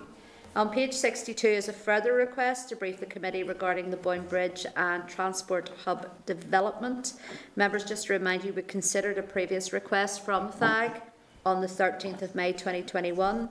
The minutes show that after that meeting we wrote to the department and received clarification that the present bridge did not meet the statutory test for listing, but that an archaeological condition had been applied to the planning permission for the Transport Hub by Belfast City Council. We were advised that the department is pursuing the strategy of preservation of the earliest bridge, remains the DFI strategic planning, with the developer and the archaeological consultants. The committee also wrote to Sandy Row Community Forum to seek its views on the issues, but we did not receive a response on that. So, members, again, I just want to ask, what would you like us to do with this issue? Kelly, you wanted to come in? I was just going to actually say, Chair, we've already had information back from the department on this, why the bridge is not listed. It's interesting today, I think it's page 49, I'm not sure. We've received the process for listing. I'm just wondering if we should forward that on to the group. So we've been told at this stage that the bridge doesn't. I don't know whether they want to seek, further details themselves by following through that process themselves. Yeah, well, we can send that on to them. Yeah, absolutely. Are members content then that we do that? Did already? Andy, sorry, did you want to come in? Yeah, Chair. In their letter, they obviously seem to be challenging the department's view on the listing of the bridge separately. Can we forward their latest correspondence on the department just to see what their views are in relation to the two separate bridges? And apologies if that was already considered. I don't have that correspondence from May in front of me. Okay, no, we certainly can do that. Absolutely. Any other comment on this issue, members? No? Okay. Then I'm going to move on then to page 98, where you'll see a copy of the department's response to the consultation on notice to quit relating to the private tenancies bill. Members, have you any comments? Do you wish to receive a briefing from officials next week on this response? Or are you content to note? I know, Ciara, you had brought that up earlier. So it's just, do we want to receive a briefing on this, or are we content to note? Anybody? I wouldn't mind a briefing, to be honest, Chair. A briefing. A briefing, Aye. yeah. Very much so. It's been. Okay, all right. We'll ask them then to come in and brief the committee. That's fine. Okay, members, then we've also been provided in your table papers with a letter from the department advising of a new amendment to the private tenancies bill. Yeah. 2 further administrative amendments will ensure that as little disruption as possible to landlords and tenants who have been operating notice to quit periods as laid down under the coronavirus legislation for the past 2 years. These amendments will commence the new notice to quit in clause 11 of the bill at the end of the coronavirus emergency period, so that's the 4th of May, or the day after royal assent if received after that. So this will prevent a situation arising where it could potentially be 3 changes in notice to quit periods over a short number of weeks. So I think this is the wise way to go forward on this. Any comments? Content to note? Content. Content? Yeah. Brilliant. All right, then on page 115 is a letter to the committee, from the committee for the Executive Office, seeking the committee's views on the Executive Office consultation on a draft investment strategy for Northern Ireland. So members, I just want to ask if you wish to make a response on this. Michael Potter, who is here clerking our meeting today, he's also the clerk on that committee. Oh, right. So members, so if you want, I mean, I can ask Michael to say a few words on this, or are you happy? Or do you want us to make a response? And if so, suggest that we give it some thought over next week and bring back to next week's meeting to discuss in a short closed session. Kelly? I was going to say that would be very useful, actually, if we could bring it back, Chair, because we know of the amount of money that is needed for retrofitting or for our social housing, and I think that it would be worthwhile if we did do a consultation on that, just to confirm that communities cannot remain being the poor relative to health and education. Yeah. No, absolutely. Any other members, any comments or anything they want to raise on that issue? Michael, you want to say anything or not? So you don't have to have them more? Nope, that's fine. Okay, so we'll bring that back then next week and most definitely do a response then through to the Executive Office. Okay, then members, I'm going to ask anybody else anything. I think we nearly covered everything under correspondence. I don't think I've left too much more there, but I'll just ask, is there anything else under correspondence members want to raise? No? All right, okay. Then can I ask you then to move on to agenda item 10, which is our forward work programme. So you will see that detailed out on page 117 that takes us up to the end of the mandate. It's actually really good and really exciting that we've kind of moved away from COVID and from bills to be looking at actually all of these issues that we've missed out on over the last 2 years looking at. So I'm quite excited about that. I do, though, note next week is the 24th, isn't that correct? Mm-hmm. Yeah. I know we had asked for a briefing on the sub-regional stadia. We had asked that at our meeting either last week or the week before. And I know from the committee clerk that they've come back to say that they can't come in to brief us before the 10th of March, which I think is far too far away, given the importance around all of this as well, and the media hype that has been gone on over the last week or so on this. So members, if the department can't come in and brief us, we can certainly ask the Minister to come in and brief us, given the fact that the executive meetings are probably not now taking place every Thursday morning, which is why she couldn't come in on a regular basis and brief us. So if members if we could go along those lines to ask her to come in next week. Andy, did you want to come in? Is it on this subject?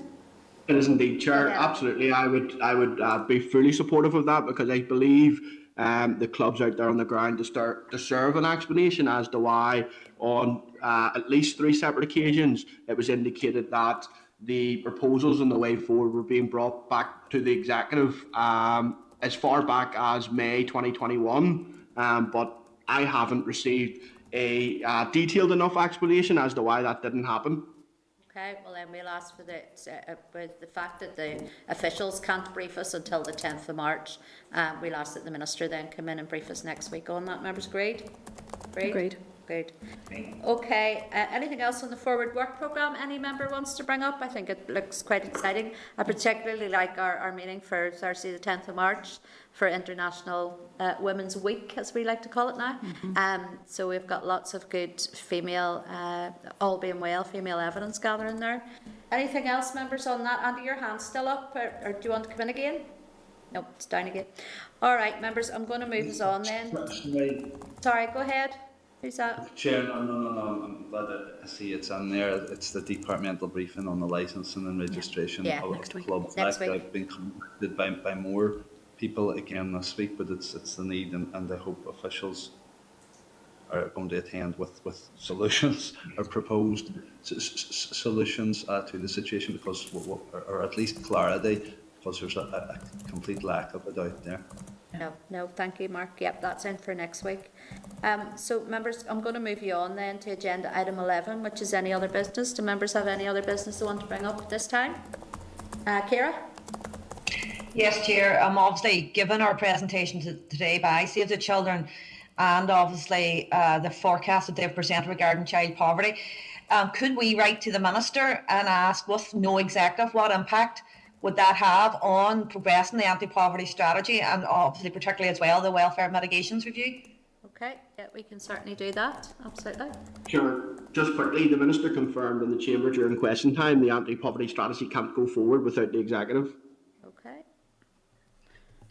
That's fine, we can, that's your answer, but we can then ask about the welfare mitigations as well, so we can, that's fine. Okay. Anything else under any other business? No, okay, then I'm going to move you on to agenda item 12, which is date, time and location of our next meeting. Our next meeting will take place next Thursday, the 24th of February, and we have a change of time again, members, just to remind you. We're going to 9:30 next week, because I don't think we'll get through everything, given we've asked for the Minister to come as well.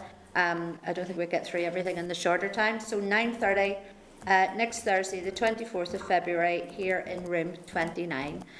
So thank you very much for your time today. Thank you.